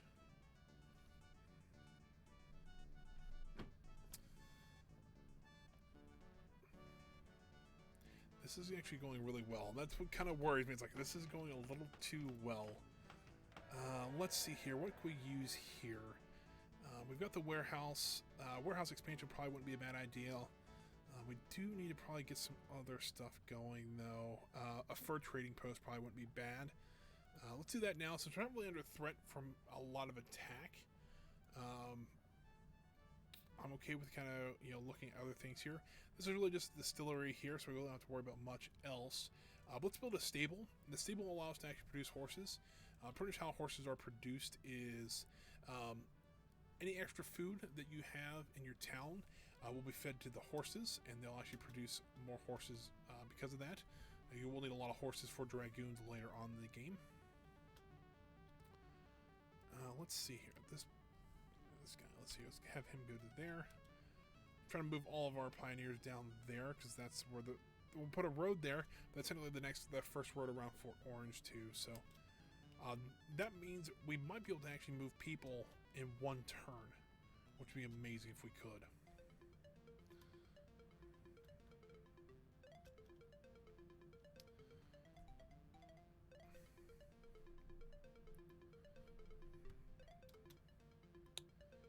A lot of things happen. I really want to get a privateer now. And we have the money for one. I think it's like $2,000 for one. So something we really need to get here.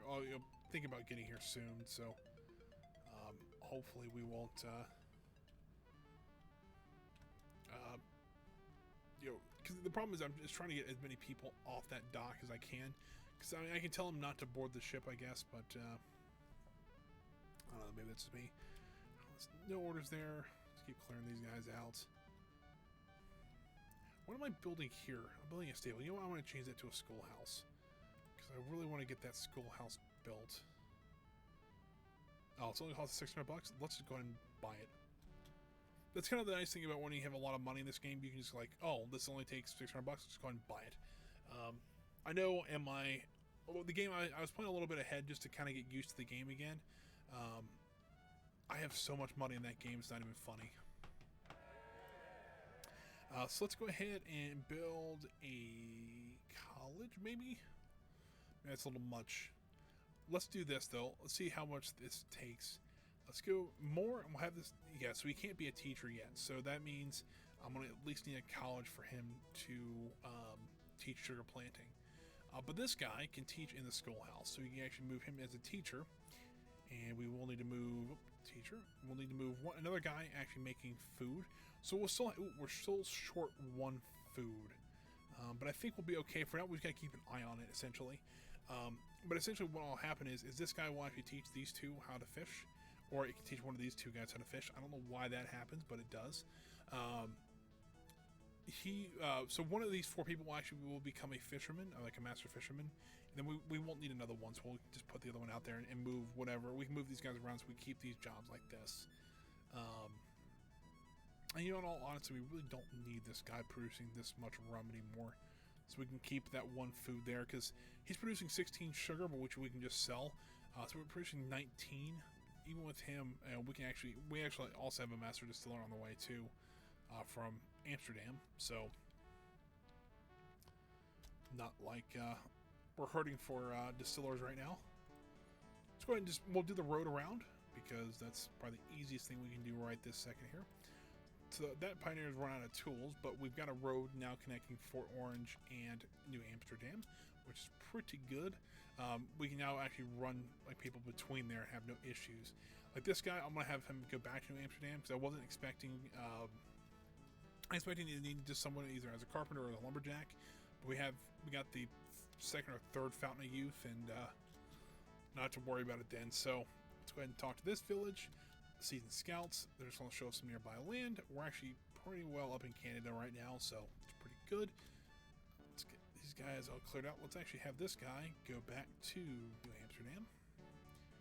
Since he's there now, we can have him pick up some tools. Don't have a lot, but that'll at least be enough for one job.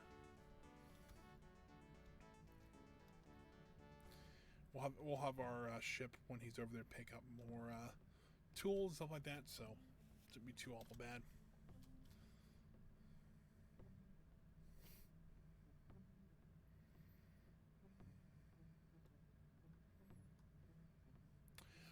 Alrighty, we don't have really much here. What can we recruit? We still got the same guys there. What do we need? We need tools, so we'll pick up some tools there.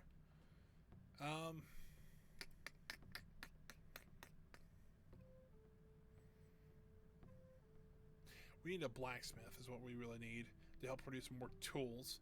So we can do something like that. What I'm also going to do, since we have the money, I'm going to give these guys muskets. So we'll have 2 more dragoons. We really don't need another scout. So we'll have 1 more dragoon for each place, which is not a bad thing, especially since the Spanish and the French have decided to start surrounding me a little bit more. The more military power you have there, you can kind of shoo them away a little bit more.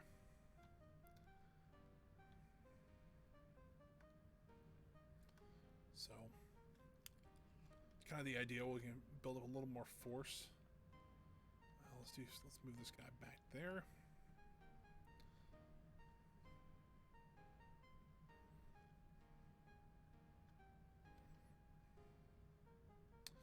Get the sundial here. A little bit more money, not bad.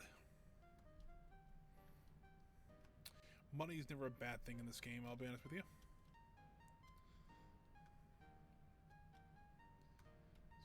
These guys will move that guy over 1. We'll have him start building a road there. Gotta figure out where we're actually planting food at. So we're planting it right there. We might just go ahead and have this guy when he... Oh, we got a turn now. So have this guy plow there and plow clear so that we can actually get some more food going. Because this can be our furs. We'll need food there. We might need to put food like here. And then we can put some sugar there if we want it. We have our ore here. And we have some ore here. Well, hold on here. Time out. We actually probably want to move this guy to there.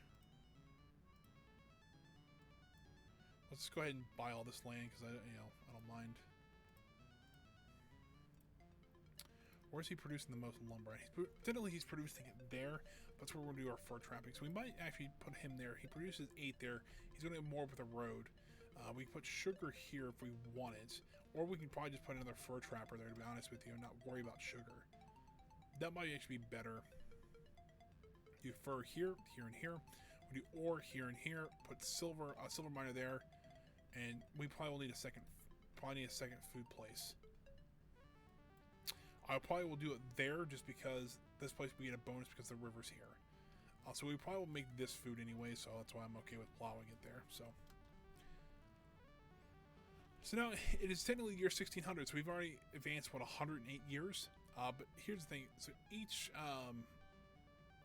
year now is actually 2 turns instead of just having 1. So we have a spring and we have a fall now. That's kind of how this game works now. I don't know why they don't do that from the beginning. I really don't, but yeah, whatever. Go ahead and complete the fur trading post here. So here we just got the guy here that produces the fisherman. So we actually have the guy that was on the main fishing spot become a fisherman, which is good. So now we got plenty of food rolling in now. So now we can actually, if we wanted to, put another guy somewhere in there. We have a lot of guys we can train to, which is nice, but we really don't need them right now. Have these guys go to New Amsterdam. Got a blacksmith on the way, which is awesome. We're actually at the top of the map now, which is pretty neat. Yeah, I was going to kind of show you how the trick was for the Aztecs, but we got the custom house so quick that we really didn't need it, which I'm a little surprised about. So, put this road going in there though.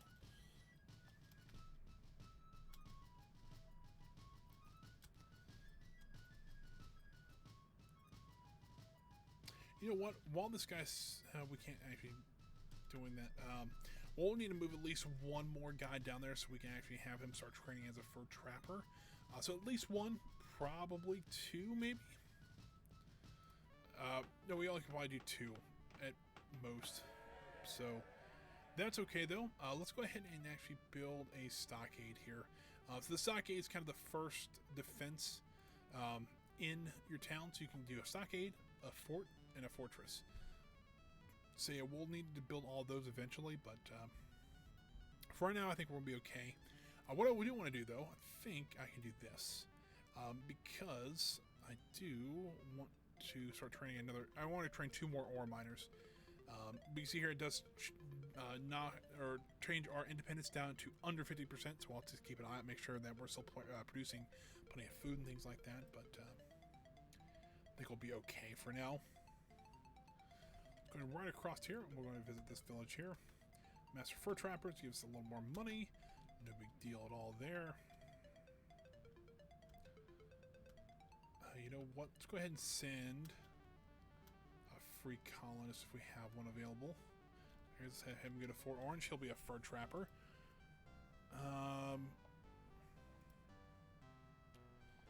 We're not going to tell him to withdraw his forces yet. We will eventually, because they do get a little annoying, but if not, I'm going to have to just go in there and take him out again, which I've done many times before, so I don't mind doing that, but you know, if I don't have to, I won't, but alright, we can actually get this guy now. Maybe a colonist. And this guy being a blacksmith. So now we can produce quite a bit more tools. He produces 6 per turn now. We do have a new ore miner hopefully on the way. That's a good thing. A lot of work going on around Fort Orange. Have this guy go down to Fort Orange. French, I don't care. Have him fortify the town. I'll have him fortify Amsterdam. So now we have 2 dragoons in each place. Later on, that becomes quite a bit more. It's no problem if you have 5 or 6 dragoons in each place, including you also have artillery that you put there as well. So yeah, especially in your main capital there, you'll have quite a few artillery shells just to make sure that nothing happens. Let's see here. Do we need to send this guy back? Let's do this. Yeah, we better just have him pick up those last few guys there. Alright. Let's get this guy on the move. Also have this guy get moving to New Amsterdam. We'll have him pick up that cargo of tools we just dropped off. Looks like our other guy's done down here too, so we'll have him move down 1. How much food do we produce now? We actually do have 2 extra food. What do we want to produce? Well, actually, easiest is probably going to be silver. Just because we don't have to refine it or anything like that, we can just sell silver, which is really nice.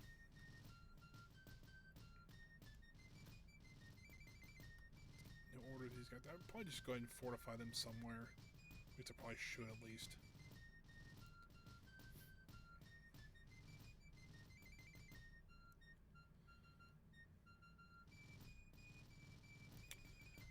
This guy head down this way. These guys have no orders for right now. Let's actually get our pioneer. Make sure he starts building that road there. No orders that guy. Let's keep. And this guy can actually go pick up his tools if I can find him in this mess. More pioneer. There we go. But I'm thinking though, since we really don't want to do sugar there, I still need to make 2 more sugar planters here, but I think we can put a second distiller here and still have plenty there. Now we can get 1 more upgrade for the distillery. We have to unlock it first. It's actually a rum factory, but we have to unlock the person in our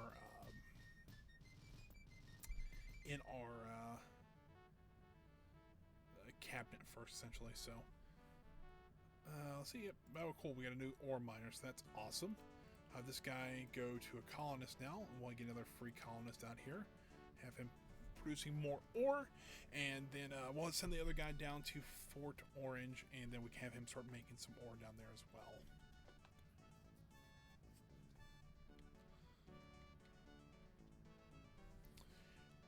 Thinking of something though. We do have that extra colonist down here. Can you make any food? I really just kind of supporting himself. So not really. Alright, well, not great. Do we have another farmer up here? We don't. I was thinking we can move another farmer down there, but we only have this guy. And he's producing, you know, more food for so no matter what, he's making 7 food no matter where he goes. So that's okay. No orders from these guys. So get the ore miner out there. Or the pioneer. We need to get both those guys back down to Fort Orange. Nope. Nope. Nope. There's the pioneer. Oh, look at that. They just give us 5 silver. Awesome. But what we need to do is, next thing we probably need to build at one of our places and actually get a wagon train. We got the Iroquois now. Didn't mean to do that. Where's that ore miner at?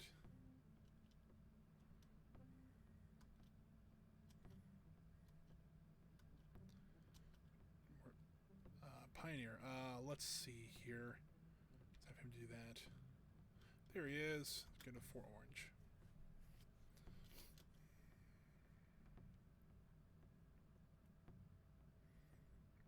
Now you can kind of see how this place can become very interconnected if you do it right.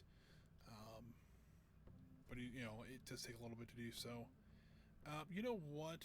Let's get a preacher. Why not? Let's see what else we can get.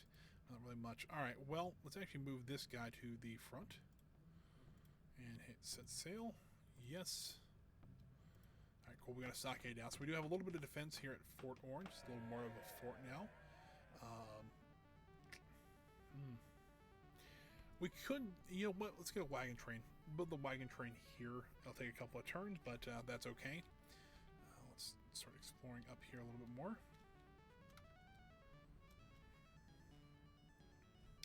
Actually, before I actually no order the pioneers, let's go ahead and get these guys moved.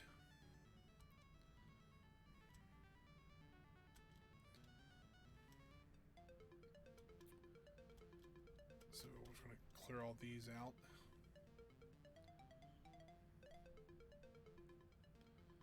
So muskets are getting a little expensive though. It's 6 is pretty high for that amount. So let's hopefully we don't need muskets here soon. But we'll see here. Let's get those roads in. We'll have to move those guys somehow. How we're going to do it, I'm not sure. We might have to do it by force, but or might have to get more soldiers, more muskets, stuff like that, which I really don't want to do right now. But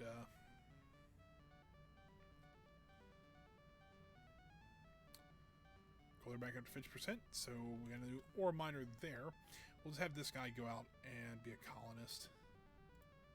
There we go, and then that's okay, and we'll have that guy producing ore. We really should have another guy. We have plenty of people in here. Let's just go ahead and have one in there. Certainly, it still remains 50-50, even though it's 5-6 now. But if we get one more to convert, we can actually have like 3 people in there, just to help a little bit more. But we'll see here.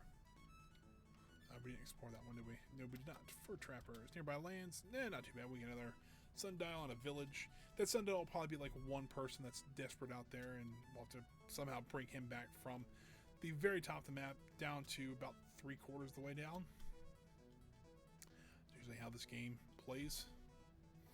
Come to think about this though, we have plenty of food here, and while I know, I didn't want to do that. I want to actually him to be a teacher. Let's get a free colonist there. We'll have him start producing food. Now I know technically we're gonna drop below 50%, so we're gonna lose some of this. But I think if we can get another one of these guys trained, Fort Orange will be doing in a little bit better situation than it has been. So,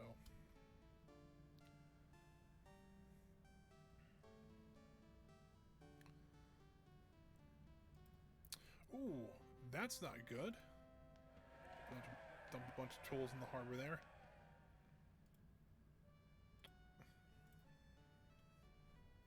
So we'll have a college next turn, so hopefully we'll be able to train some more sugar planters here soon. Let's get this guy riding out this way. Okay, cool. Nothing but rumors. That's not the worst thing in the world.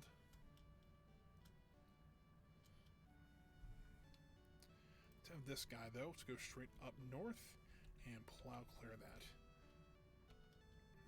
We get more food. We need to really get more food there as fast as we can, because it's That's what I think is kind of holding that back. This town right now is just not having the food to do what we want to with it.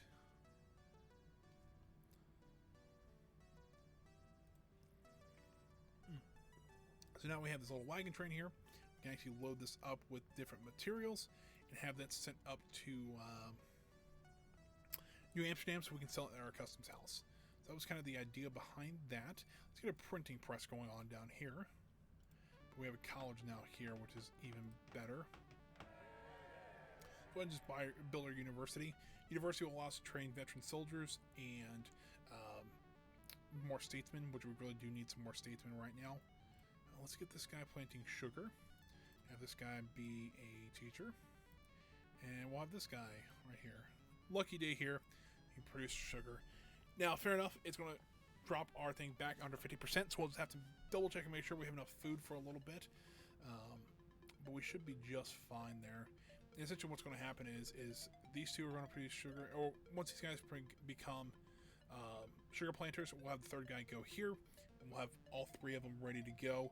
Then we can get our master distiller once he comes in on the ship right there. He'll be able to hopefully jump into the rum distillery, and we can make just a ton of rum. Distiller we don't need. Nope. Carpenter we don't really need there. This guy, where do we want to put that second farm at? Maybe right there? That's what I'm thinking. Maybe right there. No, it was going to be for sugar. So if these two are for our fur trapping, we'll put the farmer here and here, and we do the rest of this as ore. I think that'll work just fine there. So we need to go up one and plow clear that.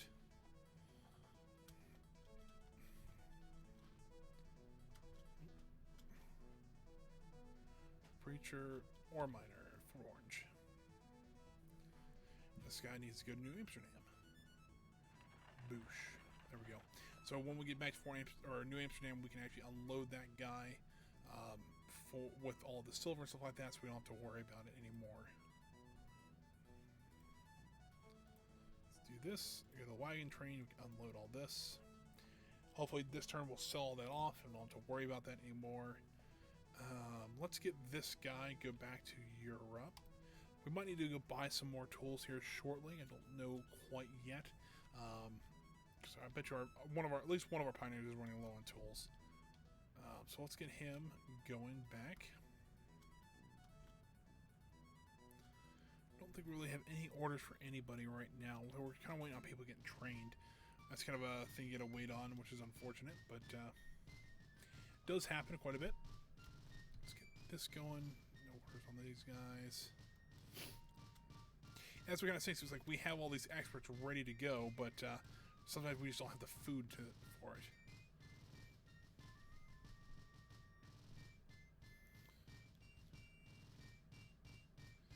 Here comes more Spanish troops. So now one of the indentured servants has now become a free colonist. So that's pretty good. So hopefully here soon that we'll get somebody else to actually become whatever the master one we were working on is.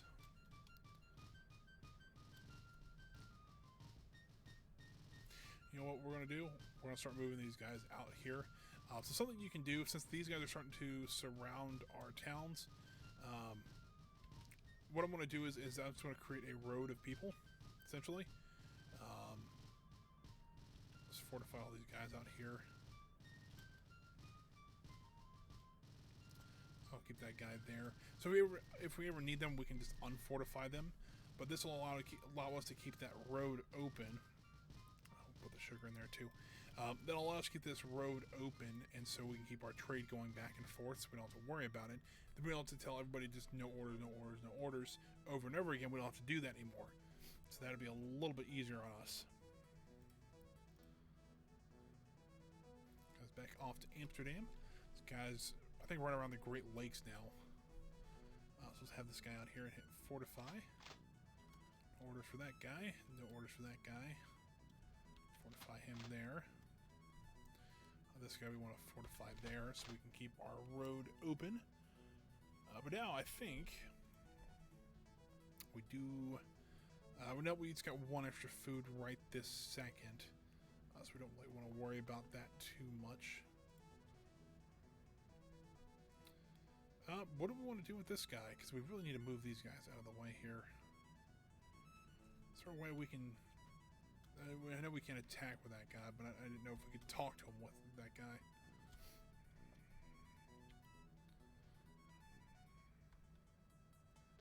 Let's have this guy unload all of his goods here. And have this guy go back to Fort Orange.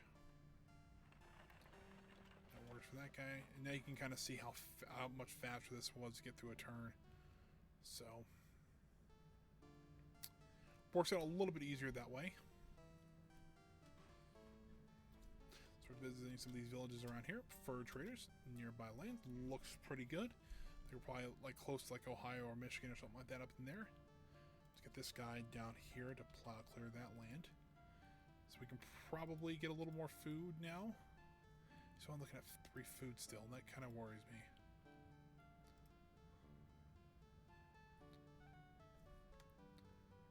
But it actually does produce 1 extra one, so we can put somebody to work. We don't really have... We'll go ahead and just do that. We'll throw furs out there. I mean, it's 20 furs. It's a lot of fur we can start get going here. And today we could put the fur trader in there, just because we have 104 food. It would take us, what, 52 turns to run out of food there, so I think we'd be okay to do that, but let's go ahead and do it. We can produce more coats now. We can produce coats, and the coats we can sell for more money.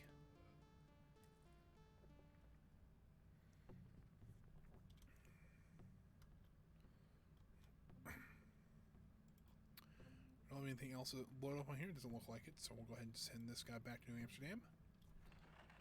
And then have him unload the silver there. We need to start selling some of the silver. Can we put him in? We can't quite yet. We're getting close. Hopefully one of these 2 guys will turn into or one of those guys will turn into a sugar planter here soon. So we'll produce even more sugar that way. Have this guy go back to New Amsterdam because we are needing more tools.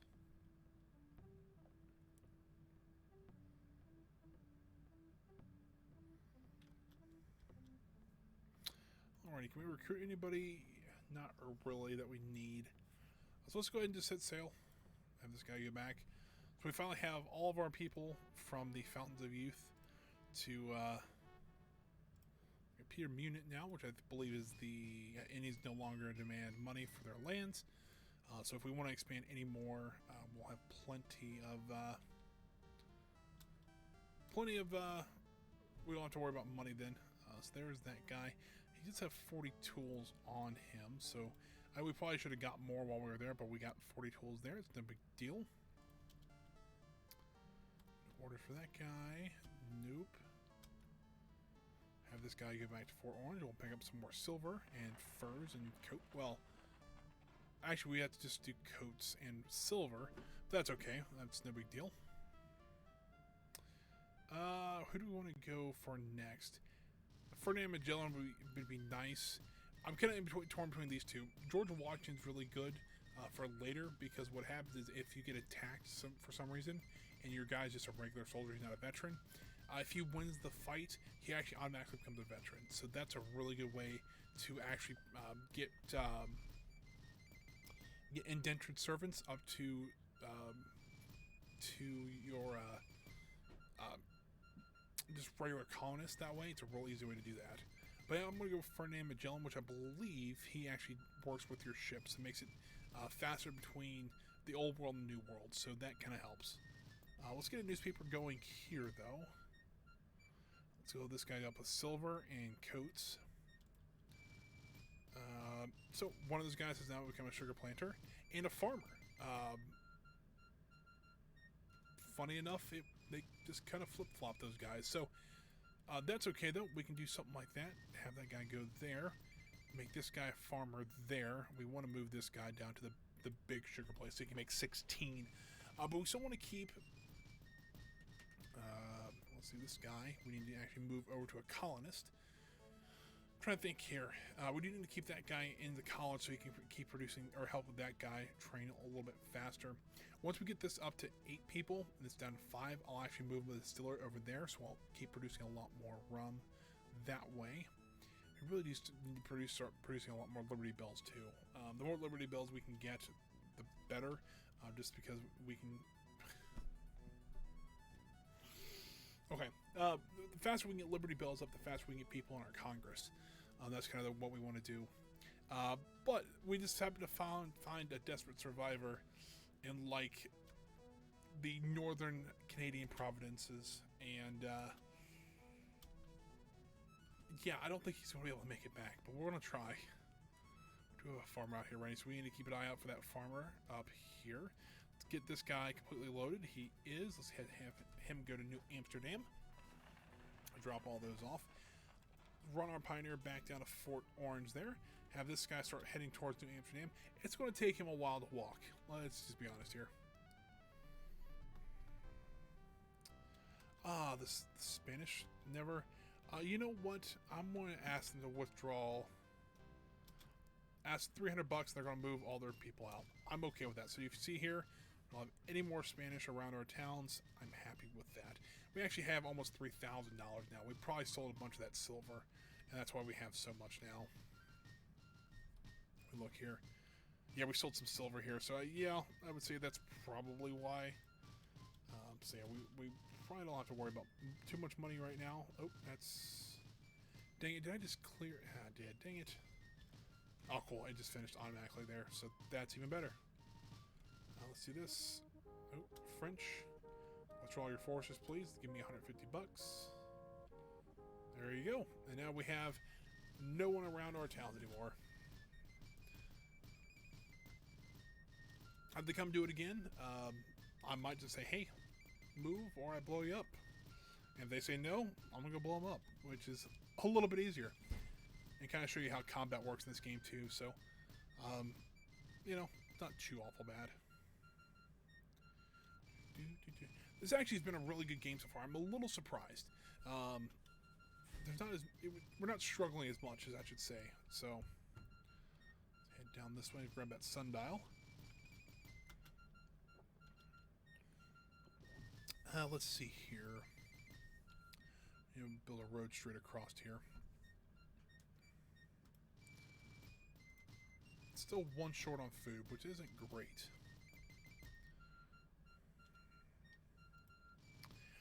I'm almost wondering if we'll have to take up another, maybe this place here, to clear that out so that we can farm enough food for our colony here.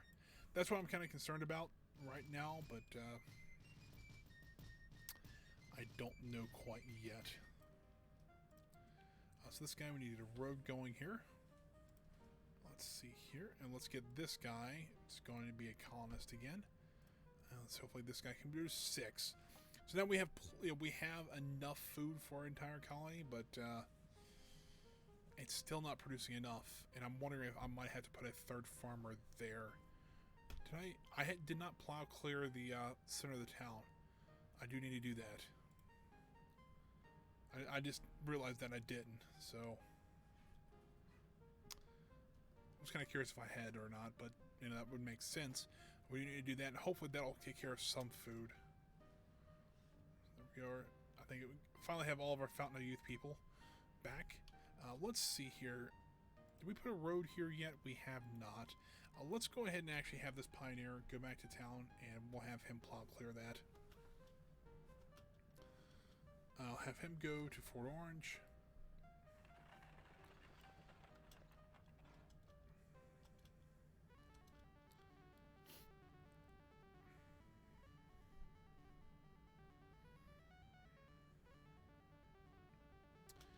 Technically, our town is now technically over 50%, but technically I could. What I could do is actually add our 2nd distiller in there. Have him going, so we can actually produce 28 rum, which seems like a lot, and it is. But we're already making 20 here. We're making 5 here, so that's 25. We're actually making 29 sugar every turn. So technically, right now, we're actually not keeping up with how much sugar we're actually growing here. So, you know, we can get that guy trained up. We'll have a lot of sugar being produced here, which is awesome. Still is not outdone by the silver by a long ways, but you know. But I do want to do something real quick. I'm going to go to View European Status. This will take us right to Europe. We're actually going to go ahead and purchase a privateer. So this is going to be our pirate. He only has 2 cargo slots. We'll just have him go to the New World, which works for me. But we can go ahead and start playing with the Spanish and the English, and maybe start, you know, having him stop bothering us so much. Let's get this guy completely loaded up with silver and with coats. Have him go to New Amsterdam. We probably need to start looking at building another colony. I know it seems like a lot, but you always need to start, you know, you always got to keep that kind of in the back of your mind. Where do you want to put your next colony? We don't have anything that's producing cotton right now. That would be a good one to have. Or tobacco. We don't have either one of those. We probably need to go a little more north for that, but there's some space over here that we could actually, you know, I think it's maybe right here. There's something, I thought there was something over here that we could, but we might have to go more north to get more cotton. We could do it there technically, but you know, we don't really want to go into the desert too much. So, well, let's keep an eye out for that and see what we can do maybe. Let's see here. Nothing really going on there, so let's go ahead and see who needs some orders here. Let's go ahead and get this guy. Let's speak with the chief. It looks like we already talked to those guys, but that's okay.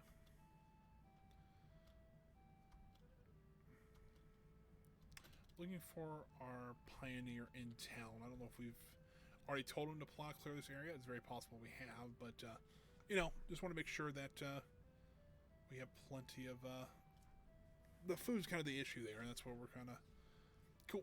So that guy, the last guy, actually the guy in our Congress actually became the sugar planter, but that's okay. We'll sit that guy there. We'll have this guy be a statesman, so we'll just kind of swap those guys out. Have that guy going back to planting sugar there. So now we're producing 40 sugar, and we can only produce 28 rum. So that's, you know, it's still a pretty good amount. But what we need to do, I think we clear this guy's specialty. I know it's a carpenter, they're kind of useful, but I think we can get him as a statesman. It puts us at 50% again, but we have 3 people actually being statesmen now. It actually helps. It should help us get this back faster, and hopefully maybe one of them here soon will be actually just become a statesman. That'd be really nice, but I'm not banking on it, but you know, it would be helpful. Because if not, I'd have to pay, I think it's about $1,900 for a elder statesman, so they're kind of expensive. But yeah, we have our privateer now. We're going to start sailing down towards the cities down here and look for their ships to see if we can maybe either take out or capture some of them. Fingers crossed kind of thing. Oop, they got another pirate over here too. So about the same time I got a pirate, somebody else got a pirate. And that's how they show up though. They won't actually show up as, you know, like as the country's colors. They'll just show up as some like the black and with the white cross on it. So so this is now just swamp, but we are producing a little bit more food here, which is good. So we can actually get one of our ore miners going. Or we'll get that guy going there.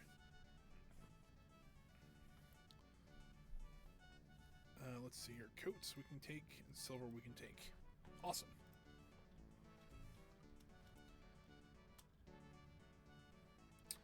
This guy go to New Amsterdam. Have this guy unload at New Amsterdam. Let's get this guy sailing around a little bit more.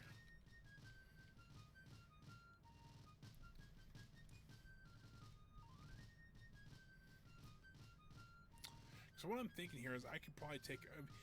fair enough, I don't want the European powers too mad at me, but I might just go ahead and take some of like the Spanish and the English colonies down here. It might just be an easier way, but maybe that's just me.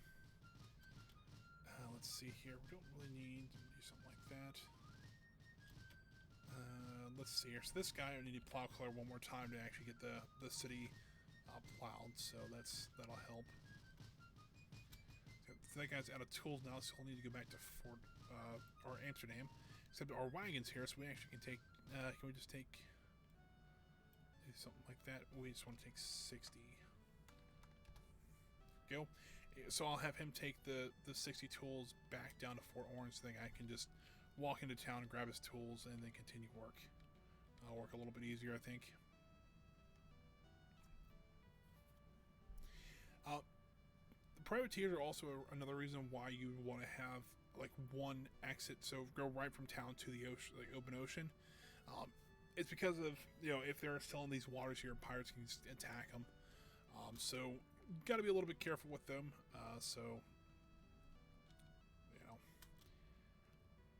But it makes it a lot more fun if you can keep people in your the water. Oh crap!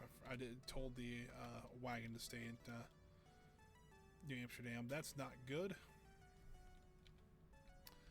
Let's head down this way here.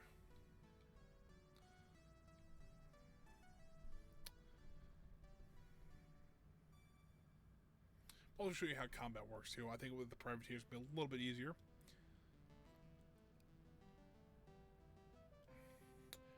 Oh no.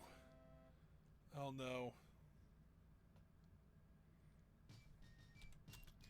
I'm just going to dump all the silver in the ocean. I know it's a huge waste, but, Kane's going to make me do it. That's what's going to happen. So, I'm going to complete that one. So, we'll have 2 things to finish next turn. So, this guy is Fur Trapper. Let's see what nearby land is. So, just a little bit further south now. Don't really need a preacher right this second. I gotta go down to Fort Orange. Unload tools there, silver and coats. This guy can be a pioneer once again. I actually need to do that again because I messed it up just a little bit. No orders for that guy. I'm just hoping to see some ships. I don't see any though, unfortunately. But that is okay. We can kind of just explore like the bottom part of South America there. There's some English ships though. We can go sail over there and see what they got.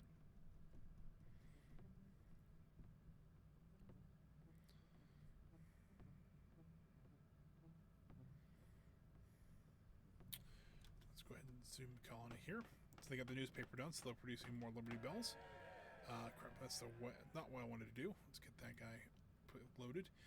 Let's go ahead and just build our custom house here. So we don't technically need our wagon anymore, but if we need to bring tools, something like that, in between stations, we can. So that wouldn't be too awful bad here. Okay, so we built the university here. Looks pretty good. Let's get this guy actually over as a teacher. And so hopefully these 2 guys will eventually become elder statesmen. That's kind of the idea. What do we want to build here now? Let's get a church going. We have a preacher, so essentially what that will do is the more crosses you produce, the faster people will want to immigrate to the New World. So not too bad. It's a little easier on you. So let's have this guy go to Amsterdam. But it can be anybody though. So usually like criminals or indentured servants, things like that. But there's actually a guy later on that will allow you to make sure that that's actually somebody you want. Alright, so here is our privateer. We're about to go attack this merchant vessel, so we'll have to move into the same space as it. And if you see here, privateer has a base combat of 8, the caravel has a base of 2, and since we're attacking, we do get a 50% bonus. So we actually did just sink that caravel into the ocean there. So kind of sink for them, but that's okay for me. What I do want to do though is next turn I want to go back to the old world and get trade goods. See if I can start trading with the Indians. I don't know if they'll give us silver or not. We'll see. So let's have this guy go to Amsterdam. I don't know if that's the right one or not. but I will sure take a look here and see. We'll have that guy wait there. The wagon's got to be up here then. It is. Cool. We'll have this guy completely unload. And then can I skip through all these guys? We'll have this guy head back to Fort Orange. We can explore this a little bit more, see what kind of other ships the English and stuff like that have out here. I'll just have that guy parked there for now. I'm going to build a road to this that town there to see if maybe I can get silver from there. If I can't, that's okay, but, you know, it'd be nice just to have another source of silver than just mining it ourselves. And the Spanish also just wanted to wipe that Indian out. They've just right outside of Amsterdam and just wiped him out. Let's do it. Oh, crap. So we found a treasure. So what that means is that if you look here, hold on, we got this little thing here. It's a unit. What I'm going to do though, I'm going to do a little bit of a cheaty way to do this. Problem is we need a galleon of some sort to like this, and this is actually an English galleon we're going to attack. Already got a little damage, but that's okay. Let's go ahead and build a road there. Well, I have him wait there. What I'm going to do, though, I'm going to get the European stats. I don't remember how much a galleon is. It's $3,000. That's going to give us $3,600. I want a galleon anyways, because they're actually really good ships anyways. So let's go ahead and set sail. Have him go over to... head over to the north there. We'll have him pick up that treasure eventually. But what we're going to do, actually, is that colonist there. We're actually going to have him build a settlement up there of whatever. You know, we can decide on that later. But when we do that, we can tell our galleon, instead of having to manually move him entirely all the way up from South America to North America, we just tell him to go to that settlement, and he'll go there, and it's no big deal. So that's kind of the idea we want to do. So we'll see how that works. So let's see. The treasure can only move one. So the scout will only be moving one for right now.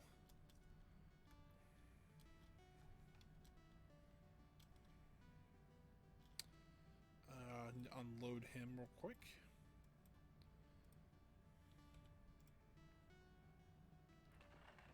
And I forgot to get trade goods. Well, I could have got trade goods with the galleon while I was there, but I didn't. But oh well, that's okay.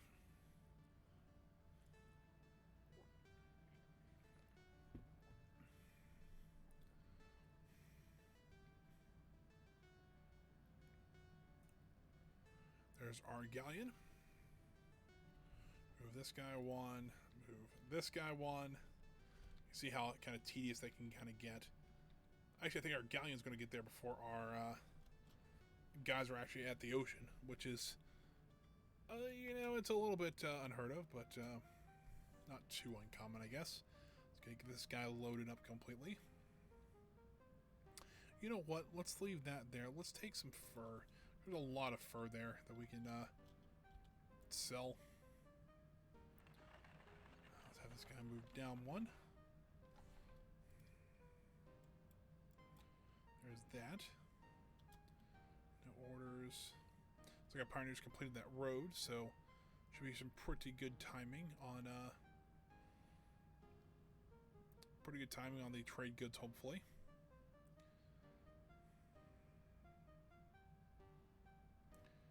This guy move to the front. We'll load him up with 2 trade goods. Anyone? Nope, not really. Set sail for the new world. Let's do that. So we can sell those trade goods hopefully for some more silver. That's kind of the idea. Just got our church built there. It looks very nice. What do we want to build here next? We could build a stable. You know what? Let's build a stockade just for some defense. Let's move this guy over one. treasure over 1. Have this guy sail this way. Yeah, I mean, our guy is going to get here before we really need anybody there. So I think all the roads are done now. So that looks very nice. Everything's plowed like it should be.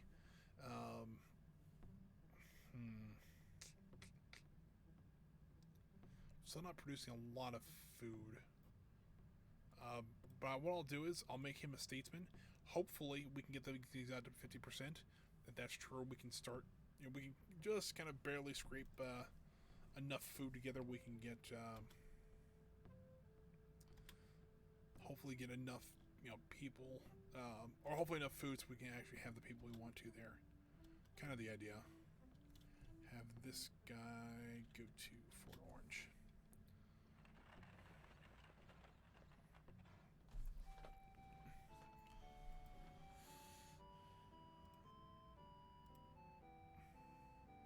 So the missionaries out of board. So the missionaries you can actually get, essentially, what those are is you can send them to Indian villages, and eventually over time you'll actually send Indian converts over. A very big thing in the French way of playing, but not really for the Dutch. I'll be honest with you. I don't do it too often either because it's just people that you have to try to manage. So. Let's see, what can we sell here? Let's get the coats and the silver. Let's head that back to New Amsterdam. Let's gotta go over 1 here. We don't have any orders for our pioneers right now because we do have plenty of we don't really, we don't have any roads or anything that needs to be built. I don't think we can move the treasure, can we? Oh, we can. We actually need to do that then. Orders for him. We're going to move that guy there. Tell him to wait. Well, not wait, just tell him not to move. This guy needs to unload from here. And head back to Fort Orange. This guy can get on the ship there. Wait on that guy.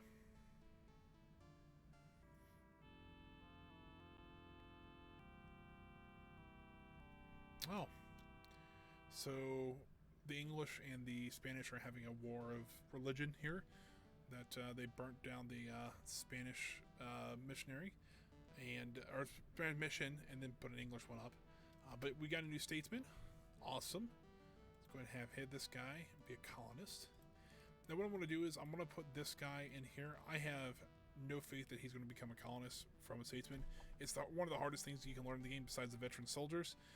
So, yeah, it's more of I just want to produce more bells that way.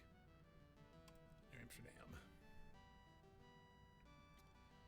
I want to move him over 1. Move the treasure over 1.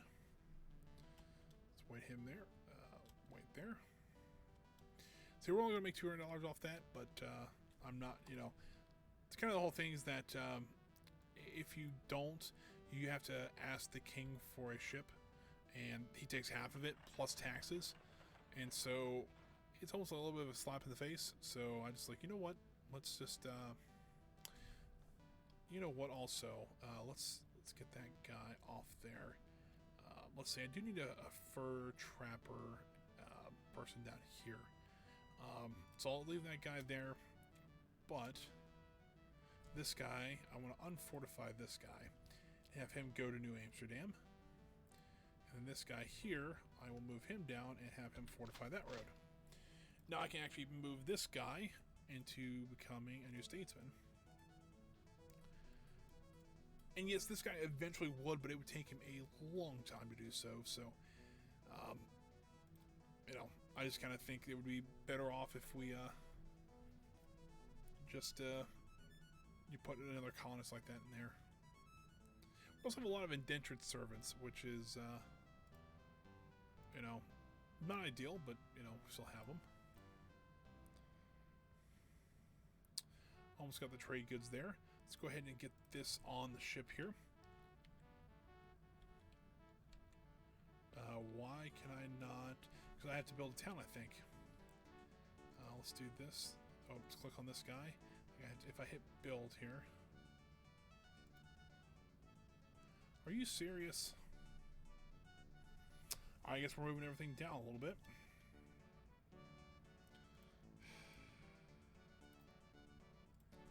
Still, you have to bring one of these treasures back to a town. So I'll probably just have to move it down to here. And I'll build a town that we can actually load the treasure up onto the ship, and then we can actually send it over to Europe. You know what? Let's keep that guy there because there's the next term we'll have our trade goods there, and then we can actually get our trading going with the Indians.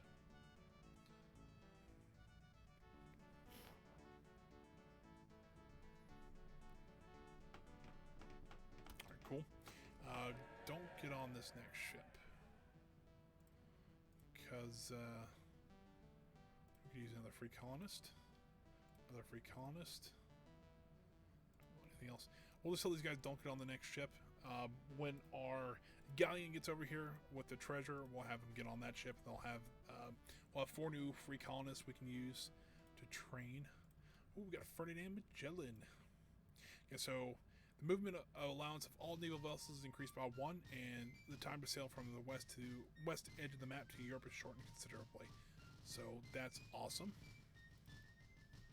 Got our stockade here now. Let's go ahead and upgrade that to a fort because why not? Because the Spanish are starting to come back over, and I don't like that. Let's go ahead and move this guy down with him. Have him no orders there. Then this guy we can move as a colonist for right now. We'll have this guy be our statesman there. Hopefully that we can get that up to 50% a little bit quicker, and then we can start, training more people there. That's kind of the hope, at least. Let's go down 1. Did he move at all? I don't think he did. This guy, though, we need to load up with trade goods. Like this. We'll have, trade goods. Go on him. This guy move down here. Should have moved him around the city. Didn't think about that, but alright, we'll have him there.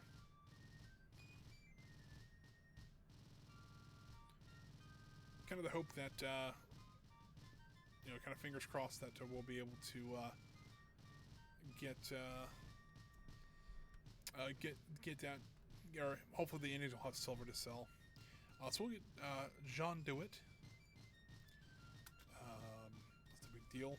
Right here in build. So that'll be Fort Nassau. Great looking city there.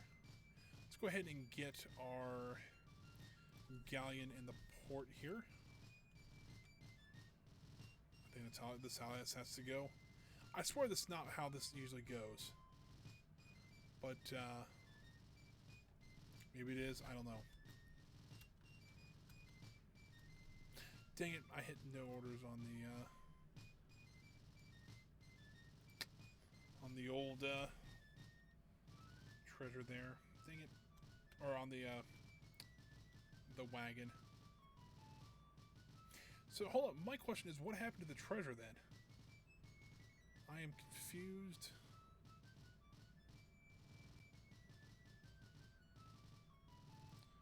It's no big deal. I'm trying to figure out what in the world happened, because that should have said something to me there. So let's see. If I just hit, hold on, move this, move the ship out 1, because it doesn't say he has anything on there. So let's have him wait.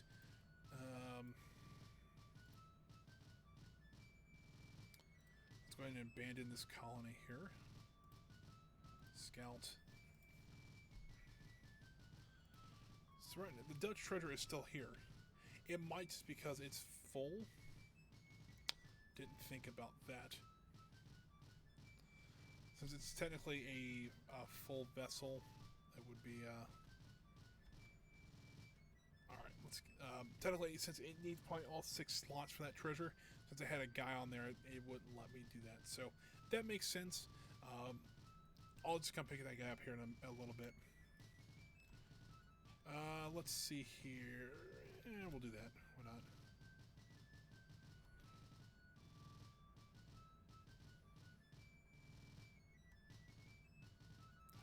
Look at that silver, please. We'll gladly accept that. I think I just wait there because I don't think he'll be able to do much else. But our privateer is back from the Netherlands. It's blown up a little bit, so we'll have that guy sail back down towards the English colonies there, and we'll see what we can do with them. There was even a Spanish one there.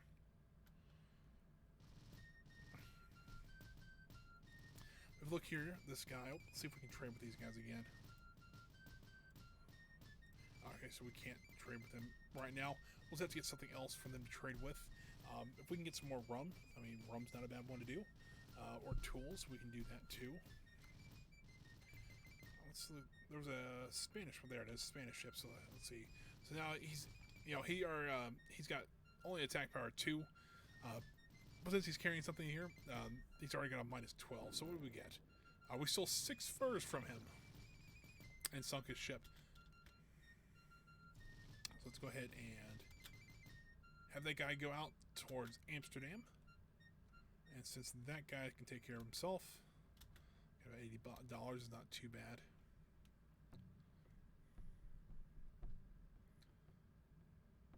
So yeah, I mean, we got plenty of money now. We're doing really well. I'm kind of glad how this is all going. So go ahead and get this custom house built for these guys. Looks pretty good so far. We need that. I want to have this guy. Let's have this guy just go to. We have him go to Fort Orange now because we can drop the silver off there. Next turn we're gonna have a custom house, so we'll have plenty of silver there. Yes, and yes, by the way, we did get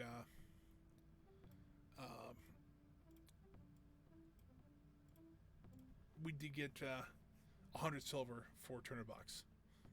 Just give you an idea of how that works. This is why it's kind of a little bit of a cheaty idea, because if you look here, hold on. So if you're just selling that for current European prices, it's 200 units for 1 silver.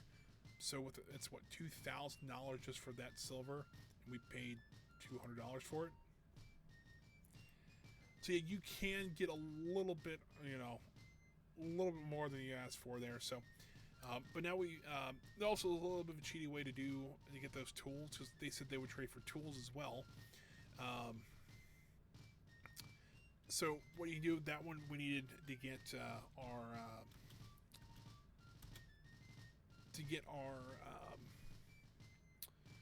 custom house completed. We need to buy 50 tools, so I can just drag 50 tools over, buy it again, drag 50 tools over, and buy it again. So now that is now full of tools. We can go trade those with the Aztecs, fill our wagon up with silver, hopefully, and then not have to worry about it. So that's pretty nice. Alrighty, there we go. We got $3,200 for that. So that's pretty good. Let's see, what do we want? We can get a couple of older statesmen, but I think we got these 2 guys here, and we, it wouldn't be too awful bad. So let's go ahead and just hit set sail. Nope, because we didn't tell these guys to get on the ship. Almost made a mistake there. That's good. So set sail, and then say we got 3 guys on there. They'll pick up that 4th guy from North America here shortly. So let's see here. What can we use here? We can actually use our schoolhouse, so we can start training the 2nd guy here as a fur trapper. We'll be just fine there. Need that. All right, let's get this guy trading again. We'll do the 100 tools, please. I don't need really money right now. If you could load everything up for, $500, I'm going to sell it for 2,000. That's kind of how this goes, so I'm not too concerned about that.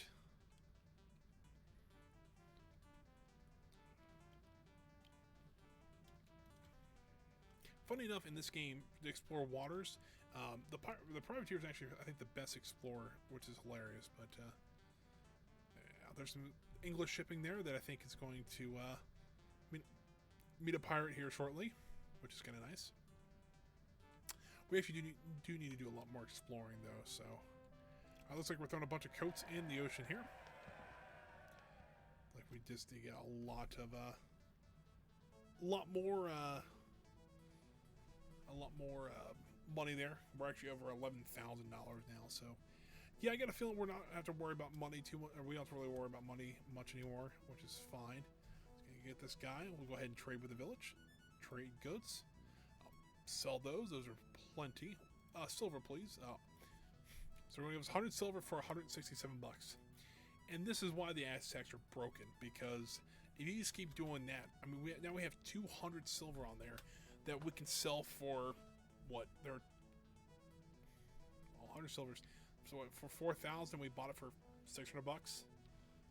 Now you can kind of see why. Let's see anybody else around here. You can kind of see why selling in South America it can be really lucrative. That's why I like doing it. So it makes it a little bit easier, especially if you're playing a little bit harder difficulty. So if you do decide to get this game, that's an easy way to do it. Let's see here. So that guy just popped in. So that's awesome. Let's get this guy back to Fort Orange. No orders on that guy. Let's get this unloaded here. Never mind. We don't have a warehouse big enough for all that silver, which is a good thing, I guess, because that's ludicrous how much silver we have down there. We missed the sundial down here. That's not good. Have this guy just sail straight across here. Can this guy move? He cannot. So next turn, we'll load that guy up, and then we'll have all of them head back to New Amsterdam to get them all sorted there. We actually have almost all the land explored, which is actually pretty good. Didn't expect that, so. Okay, your turn there. There's a bunch of stuff being sold there. Where's these guys? Where's our... Oh, crap. I didn't mean to do... Well, I kind of mean to do that, so... Alright. Oh, well...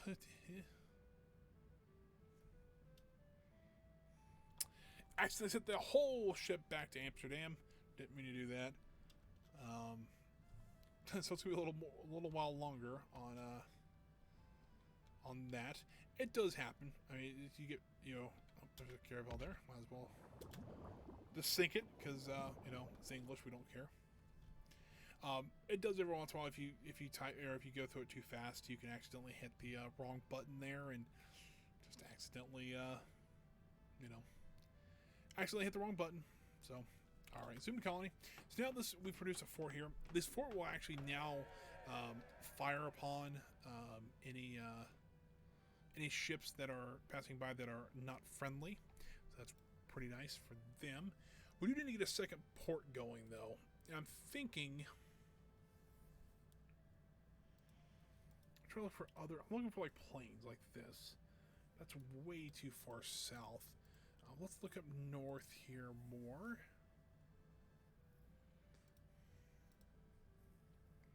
I mean, what we could do is place one like right. I think maybe right in here, maybe right there. It'd be a lot of. That's a lot of mountains, actually. So now my idea is I want to create another port. I mean, fair, but I want to create a space that I can produce a lot of food from. Producing a lot of food, maybe something like there. I have 4 oceans there, and this kind of protects this little inlet here from our big city. What that does is every 300 food you produce another free colonist. So maybe something right there. We actually can do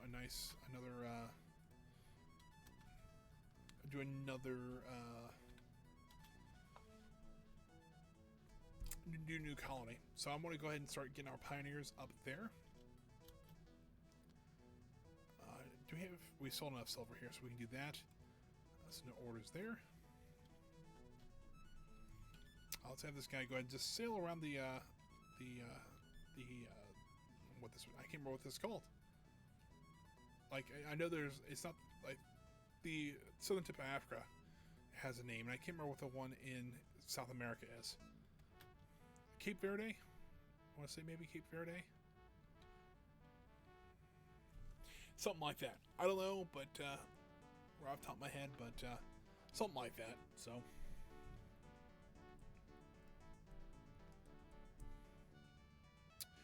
Yeah, we're getting close to the end of the stream here, so let's go ahead. All right, so we got all of our 4 guys there. Let's go ahead and actually get a carpenter and a lumberjack. All 6 guys can fit on this ship. We'll have these guys just drop off in the new town there, because if we're going to put it right here, we could also produce ore here, which I don't really have an idea, but if you think here, we got 1, 2, 3, 4, 5 places we can just do food. And technically we can do food here and have a ton of fish and food being produced there. So I think that's where we want to put it at. Let's actually move this guy to be a colonist. Move this guy in to be a teacher. And then move this guy out to be a fisherman. You can start learning that skill. We'll send the rest of the free colonists down here. One will need to be a farmer.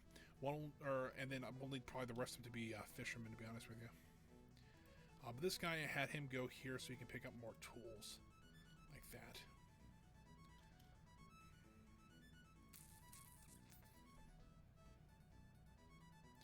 Which rum do we have? Not really much. Alright, well, never mind then. So let's go ahead and sail around here. And, just explore a little bit as much as we can. With at least on ship still. Have this guy start heading up to where we want to build our next town at. Let's go ahead and just talk to this one. We haven't explored that one yet, so I probably missed quite a few villages in there, but I want to at least get that explored here shortly.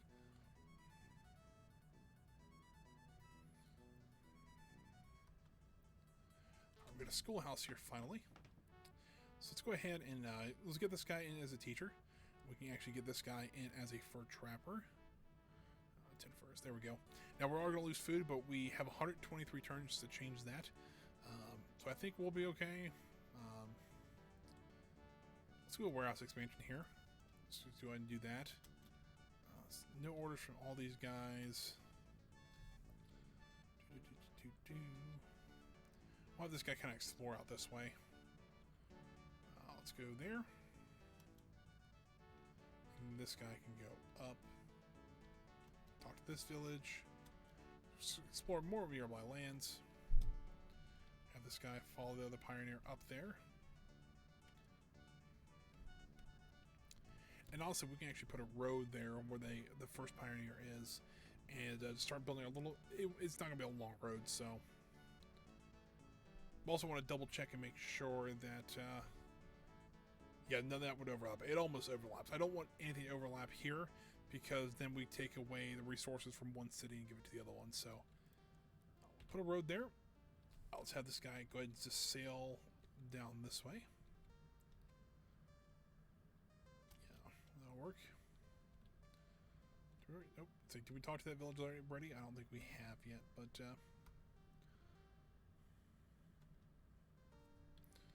let's sail this guy up this way.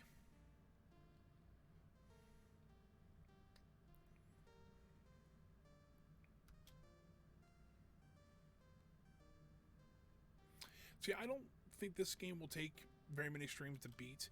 Maybe 1 or 2 more. I mean, really kind of 3 streams. That's what I was kind of thinking.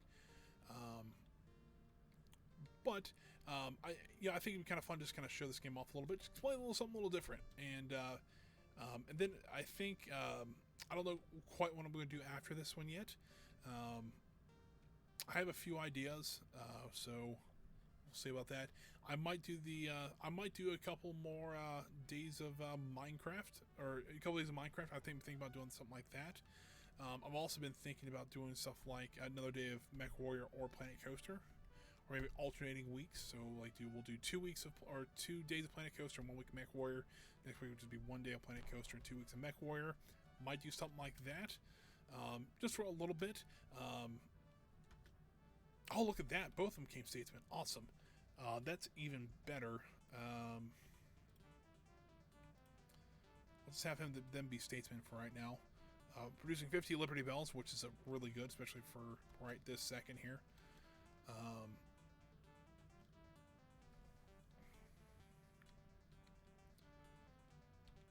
have this guy go explore a little more up this way. Let's have this guy go up this way. This guy can sail around here and start dropping guys off.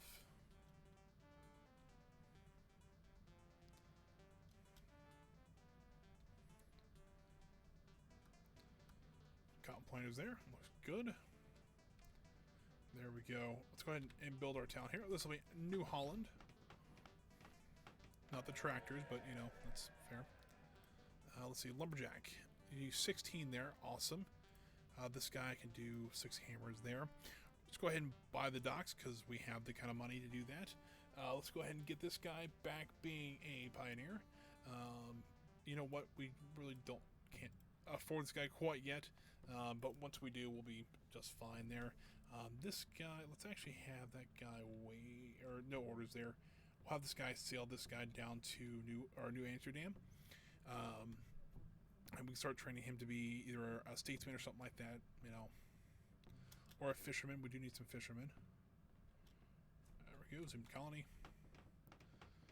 This guy, food. Nope, that's a farmer. Food.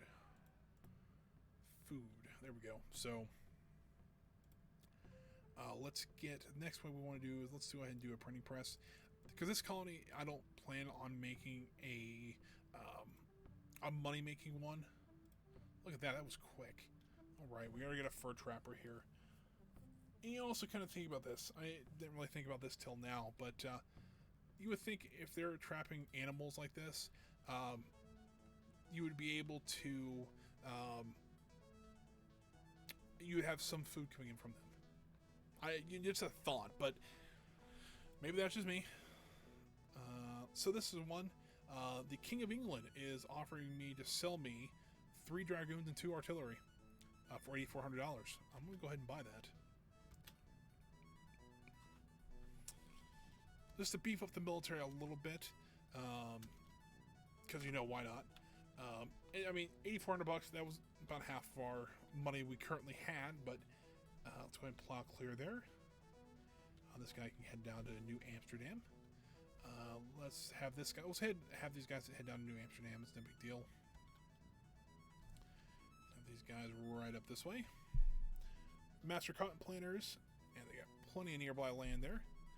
This guy's already plow clearing that area, so let's have this guy road. We won't do too much roading, but we'll have one of these guys. We'll have 2 of these guys fortify there. We'll have one of them go to New Amsterdam and fortify there.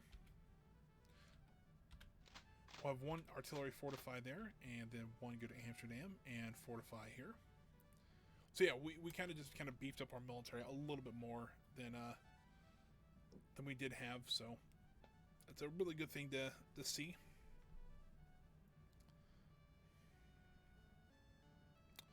So I'll probably do maybe 1 or more terms. So we got Jean Dewitt. I can't remember what this guy does.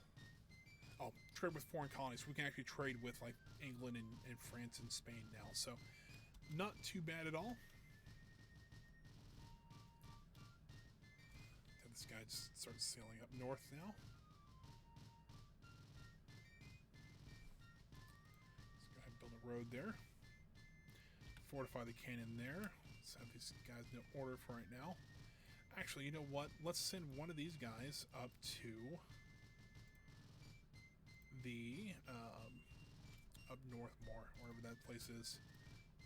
Up to New Holland. We'll have at least 1 statesman up there. We can actually probably put 2 up there, couldn't we? We'll just leave 1 for now, because we're still training a bunch of other people, so.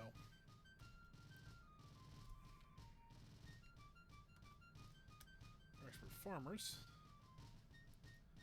Not bad. So we almost got all of North America explored now.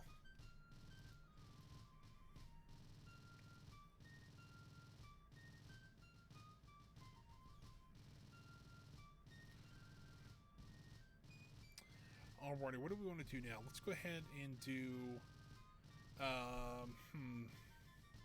Adam Smith. We'll do more trading. I was saying we'd do Francis Drake because he actually improves the attack of our pirates. But yeah, I don't think we're not really doing too much attacking right this second. With this guy, we're more doing exploratory stuff, which is just fine. How How many guys? Okay, we do have one guy out there fishing that I'd prefer to get down to a master down here. But that's okay. Well, we are maxed out on food here. I didn't know that. Ooh, that's not ideal. All right, well, because I was hoping to move that fishing, this guy up here, to the other place, but I don't think this guy. Yeah, this guy can only produce ham, so I'm not too worried about that. Guy can't produce enough food right now, so we'll leave the master guy on there. That'll be just fine.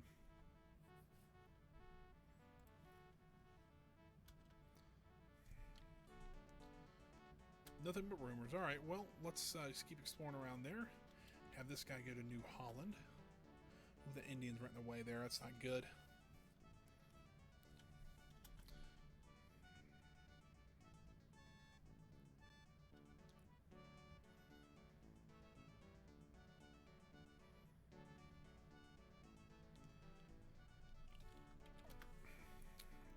Complete it. We'll go ahead and this will be the last turn we'll do. So the next time, so yeah, Ninja Starvey has become a free colonist, which I believe was our fisherman. So that's good. Also, I realized that we don't have any elder statesmen in the university to train this guy, but yeah, we'll just leave him for now. It'll be fine until we get a little more food production going there. So yeah, so that guy's explored all he can up there, so we'll just head him straight south now.